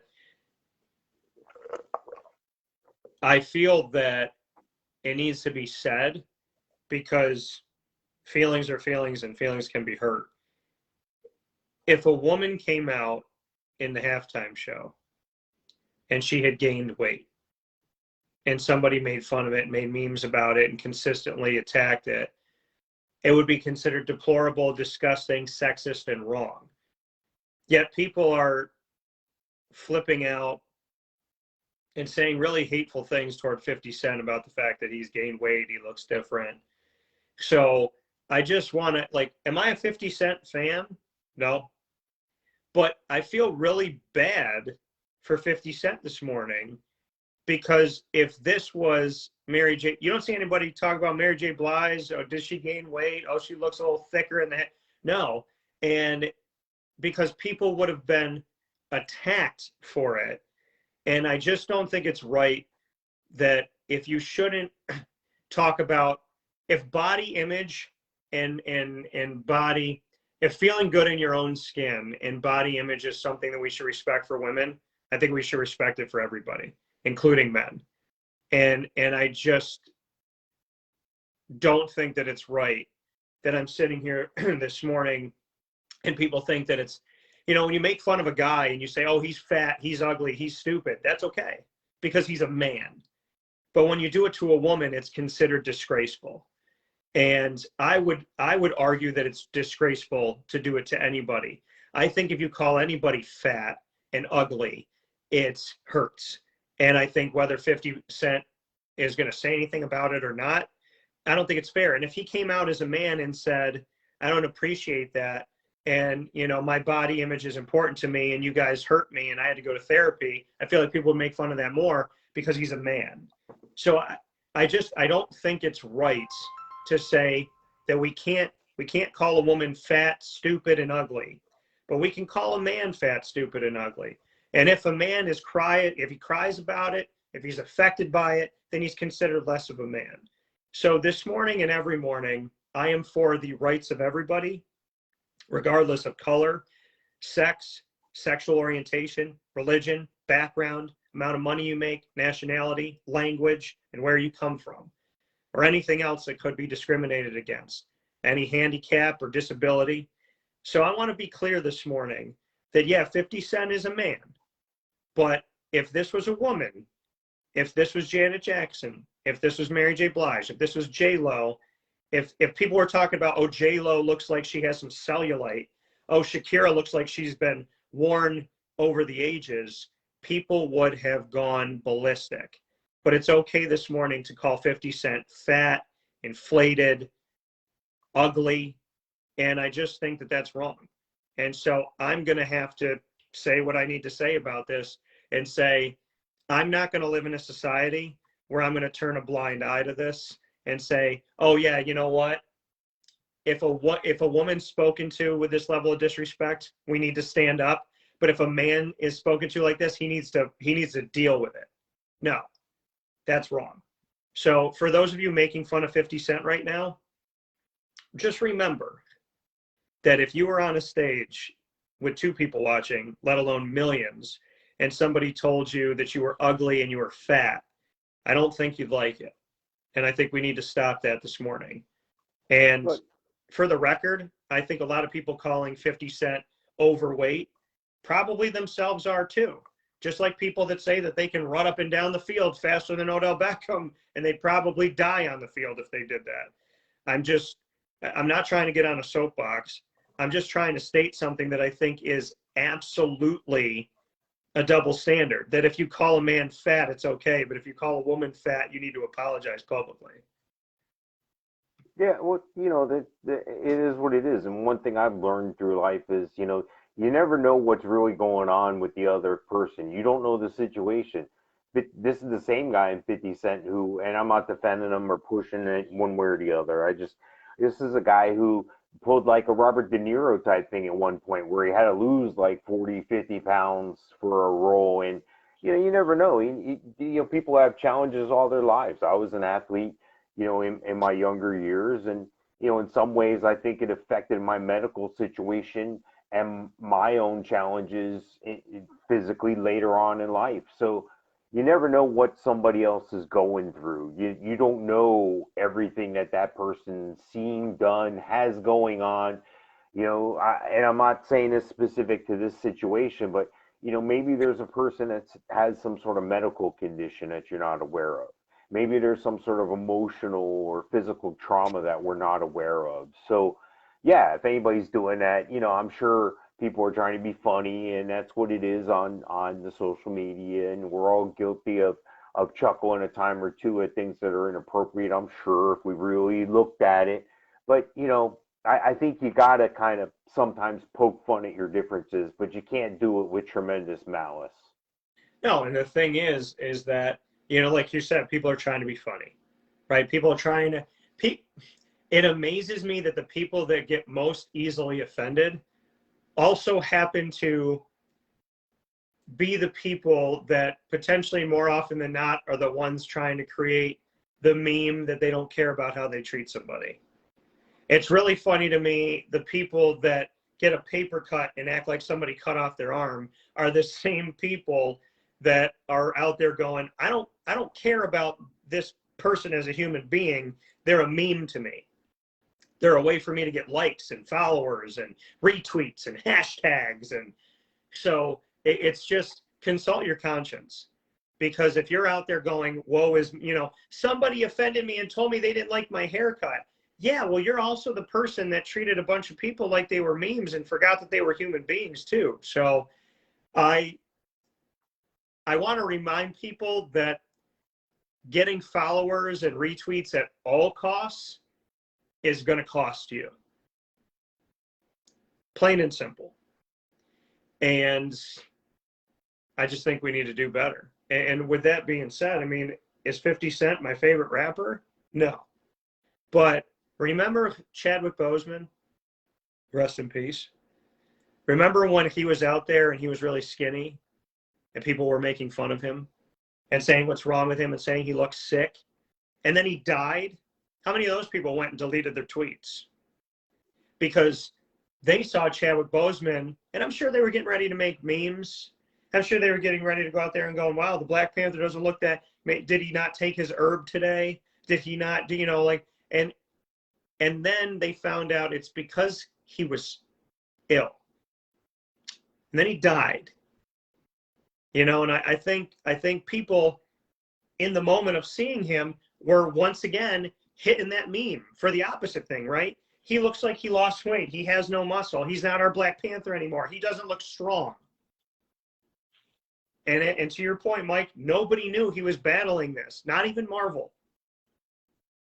So before you go and say, I mean, what if 50 Cent What if he's on a medication? What if 50 Cent has something going on with him and he's on a medication that causes him to be bloated, that causes him to gain weight? What if one of his best friends just died and his way of coping with it was eating? What if all of the stuff that he's gotten over the years and all the hate that he's gotten over the years has caused him to be depressed, and this was his way of dealing with that depression? What if you just put him into a deeper spiral than he was already in? But people don't think about that because it's just about the meme, right? And the same people that go and take pictures of all your tweets and keep them for 10 years are the same people deleting their tweets this morning while I'm talking about this. Yeah, everybody's a victim, yet nobody can do any wrong. You know, we're all human. Treat each other with respect the best you can, and I got news for you. If you go looking for trouble, you may find it. So just the internet's forever. You could tweet something and put it out there, and you think because you went back and deleted it that it's gone. It's not. It's out there forever. Somebody's got it. I think we live in a society. We live in a society now where everyone is guilty until proven innocent. And if someone says you did something wrong, you have the right to defend yourself, but the person that you're attacking has no rights. And I think until it hits your doorstep, I think what we're going to realize in society is every single one of us can be questioned about something we did because none of us are mistake-free. And I think that it's so easy, and this is why I applaud that there's people out there that people have tried to cancel, that other people have gotten around and said, we're not firing them. Because what goes around comes around, folks. And if you spend your whole life trying to get people fired, please don't be surprised when that happens to you. Don't be surprised when somebody else comes along and attacks you for it. Like Mike said, if you're going to look for trouble, don't be surprised at what you find. You get what you put out there. The energy you give is what you get. And I think that people, and that's not me wishing bad on anybody. That's me giving you a cautionary tale. I'm not wishing bad on anybody because if you put good out there, that's what you're going to get. But to put out this need to wave your finger at everybody and put a scarlet letter on them, somebody eventually is going to put a letter on your chest and you're not going to like it. And none of us are mistake-free. So remember that when you attack people and you try to dig up dirt on someone, not a single one of us is without sin. And as it's said in the Bible, let he who has no sin throw the first stone. Nobody can. So let's be a little bit better and a little bit more graceful with our lives. And remember that unless you have no mistakes, you probably shouldn't be going after everybody, because eventually one of those people is going to turn around and go, wait a minute, Paul, wait a minute, Sarah, wait a minute, Steve, wait a minute, Alice. I found one of your tweets from 2010. I want to talk about it. So social media is an interesting thing. And pointing fingers is an interesting thing too. Because if everybody pointed a finger at the person next to them in society, eventually a finger gets pointed back to you, because life is cyclical like that. So just remember that. Mike, before we finish up here, going back to my thoughts, you gave your thoughts on the game. I wanted to do that as well. T. Higgins, I said, would be an X factor. He was. I was impressed by Cincinnati's defense. I was impressed by their pressure. I was impressed by the Rams' pressure, but I expected it. I think Aaron Donald winning a championship, to me, is probably one of the greatest moments. Going back to the game against the Niners, where you saw him in the huddle yelling at the guys and not yelling at them like he's a jerk, like trying to boost them, trying to get everybody ready, and going out there and just and just getting in that huddle and being that leader and being like, no, like, I want this championship. Like, you're not going to take it from me. My brothers are not going to take it from me. We're not going to take from ourselves something that we deserve. And knowing that he was a Pitt Panther knowing that he came from a school that I respect, knowing that he came from a school that has strong defense, knowing that the Rams took a chance on him, knowing that he has been effective and consistent.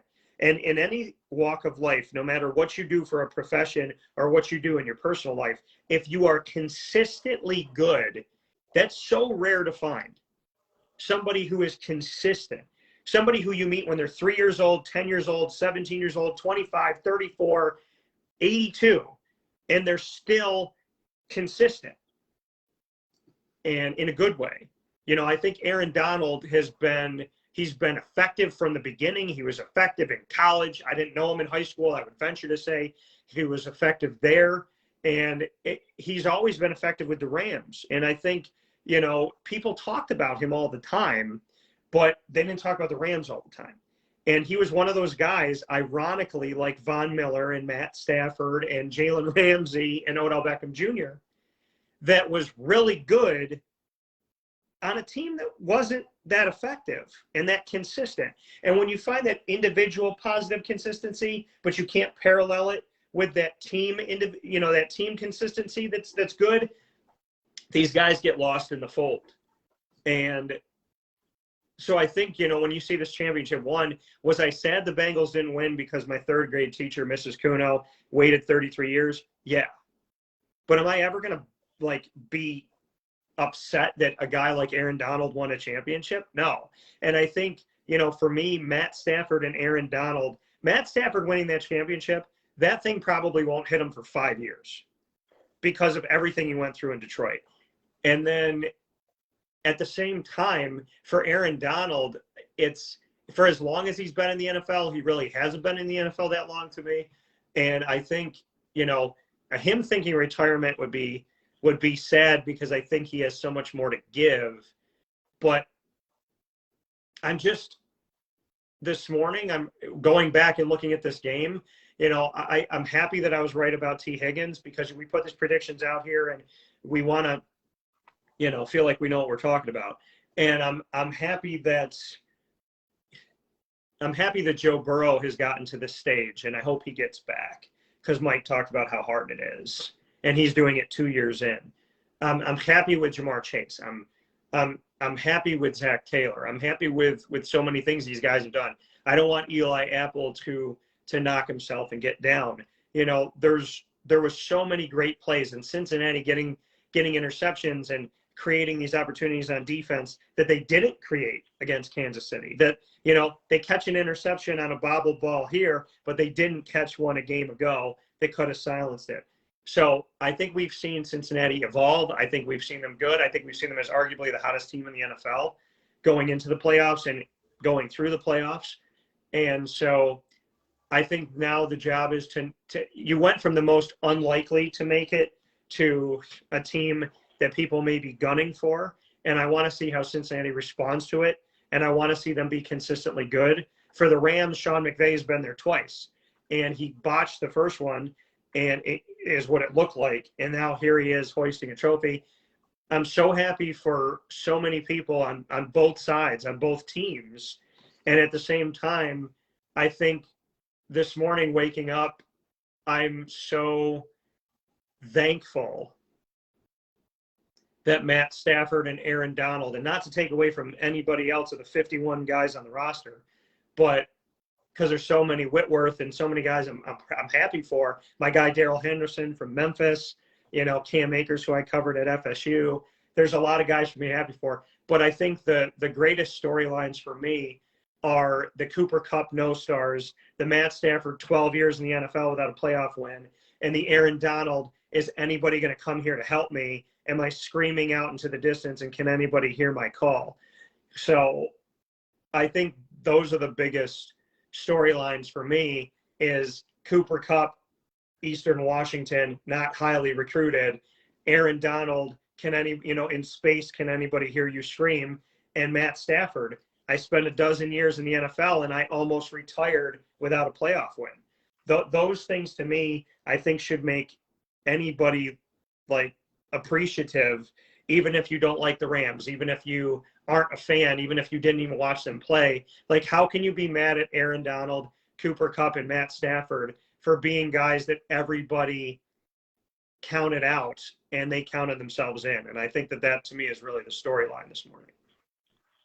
Yeah, yeah. And one quick thing here, I see no results are final yet are back on the Odell Beckham injury, but curious here, the Rams are suspecting that injury is a torn ACL. That's his left knee. That's the same ACL that he damaged in Week 7 of 2020. So, they're going to wait. We're going to await results, MRI, all that stuff before, we say definitively that that's what it is. But that's what the Rams are fearing right now is a torn ACL. And looking at the photos, he was grabbing his left leg, and that is the same leg the ACL injury from 2020 was. So it's going to be interesting to see how that comes out, because the first half of the game, Odell just looked like he turned back time. He was the man. So I hope he gets better. Yeah, and like I said, watching this game and trying to evolve myself with this game is seeing the fact that's what it looked like, and that's exactly what it looked like. You see no contact, and he drops the ball and grabs his knee. That's typically it's crazy how the most debilitating knee injury is one that happens without anybody touching you. It's like an invisible butterfly kicks your knee, and it's just crazy. So hoping the best for Odell Beckham. I just saw somebody put out their Bengals draft strategy, and it's every lineman. And so I thought that was funny. I just reposted that on Twitter at CallDT. So prayers to Odell and to your family and friends. Know that if you have to have surgery, you're having surgery after getting your first ring. So as bad as it is, Odell, you've been through a lot. You were on a Giants team that didn't get it done. You were on a Browns team that couldn't figure it out in the last 3 years, what to do with all the talent they had. So I commend that. Congratulations to Jalen Ramsey. I hope it humbles you. I would like to hope something humbles you. I love his posts about God on Twitter, but then I see him act in real life, and I say, it looks like two totally different people.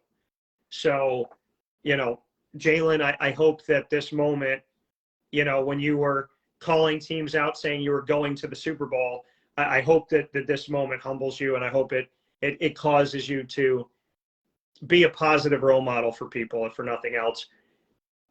Mike, this game, as we talked about the penalties, we talked about the play itself, we spoke about who we're excited about, we spoke about the Aaron Donalds and the Cooper Kupps and the Matt Staffords and how they were counted out, the Von Millers, the Odell Beckham Juniors, the Andrew Whitworths, these guys that we thought maybe we're never going to get one, and the Jalen Ramseys, as we just mentioned.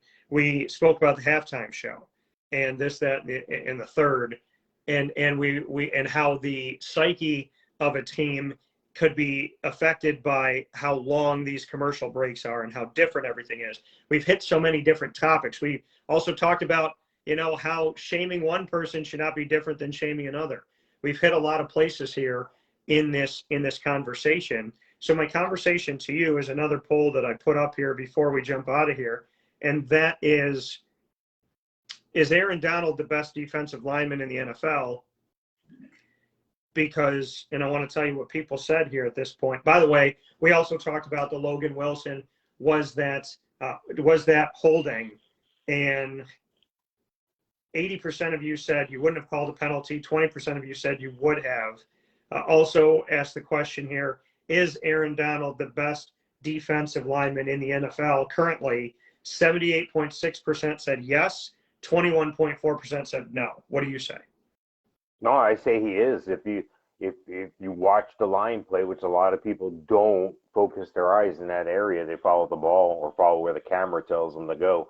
You could see, more times than not, he's double and triple teamed, which enables the other players to be able to make moves to get to the quarterback, to pressure the opposing quarterback, which is what they did 7 times. And then for him to get 2 sacks in and of itself while getting double and triple teamed, the guy's a beast. We've known it for a while. The guy's fast. The guy's technique is on point. The guy can get to the quarterback, double or triple team him. You're not going to stop him. And if you are able to stop him with 3 guys, guess what? There's 2 other guys somewhere else that are free to tackle somebody. So, yeah, I think unequivocally he's the best defensive lineman in the league. Yeah, I mean, I think some people would venture to say he's the best defensive player in the league. So I think, he's top 10, top 5 defensive players in the league. So I think, yes, he's my top D lineman in the league. Cooper Kupp right now has surpassed DeAndre Hopkins and Devontae Adams for me as the best wide receiver in the league. Statistically, he's done it. And this is the thing, is this is how I know when somebody should be considered the best. When the better they get and the more coverage they get, and the number 1 guys that get put on them, they're still doing well. They might be doing better. Cooper Kupp has commanded the attention of every NFL team, yet you can't stop him. That's how I know. Nobody could stop Michael Jordan. Nobody this season could stop Cooper Kupp. Very few people could stop. I look at some Emmitt Smith, Walter Payton, Jim Brown. So to me, Lawrence Taylor, Bruce Smith. And so when you talk about who's the best, it's the ones that when they command, like you said, Aaron Donald, the double teams, the triple teams, and they're still breaking through, the double teams, the triple teams, and they're still catching the ball. So, you could say whatever you want to say about Eli Apple, but I would put anybody on Cooper Kupp and still throw the ball to him. So, and he's proven that. And so, I think Aaron Donald, yes, he's the best defensive lineman in the NFL. Cooper Kupp is the best active wide receiver in the NFL right now. If you want to try and prove me wrong, have fun with it. By the way, I want to make mention that with Cooper Kupp being who he has been and doing what he's done, I would venture to say that the official online fan shop of the Eastern Washington Eagles is about to get sold out. So go to goeags.com. That's goeags.com to get your gear before they sell out for Cooper Kupp. And I would venture, because at the moment he says it, I know it's going to happen. I'm trying to help you out, Cooper. So make sure you head there now. Mike and I together on Wednesdays on Wake Up Call in hour number 2, 10 a.m. to 11 a.m. Eastern Time, where sports meets life inside of the Fantasy Football Power Hour. And folks, it's called the Fantasy Football Power Hour, but we talk all things NFL, big-time storylines like we did today. So it's not just fantasy football. It's where fantasy meets reality, and it's for you every Wednesday, brought to you by the Wildcat Sports Pub, 3680 Milton Avenue in Camillus, New York, and available for takeout and delivery by calling 315-487-2222. Thank you for making the Wildcat the place that you went to or ordered from for the big-time game and all the big games coming up.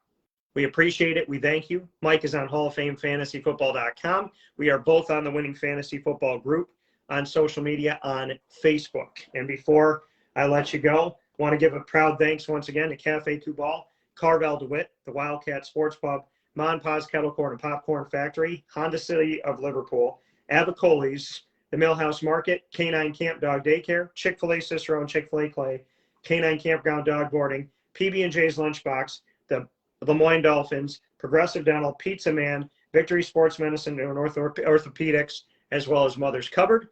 And to let you know that Lemoyne is with us every single Wednesday at 9 a.m. Eastern Time for Dolphin Time inside of our exclusive multimedia marketing partnership.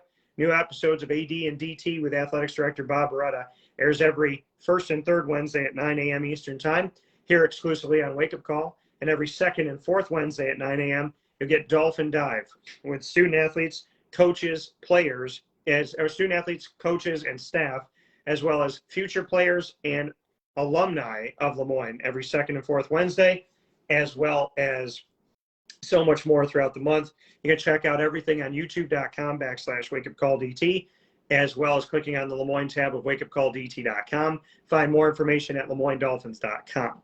You can also go for Marywood University every second hour on Friday, 10 a.m. to 11 a.m. Eastern Time. We feature Pacer Pride exclusive specials with Executive Director of Athletics, Pat Murphy, as well as our coaches and our student athletes. You can get all of that by going to the Marywood tab on wakeupcalldt.com and youtube.com/wakeupcalldt and subscribe there. And Brian and Stratton just aired their first special this past Monday And you can get more information on our Brian and Stratton page on wakeupcalldt.com, as well as on youtube.com/wakeupcalldt. Get more information at syracuse.bscbobcats.com.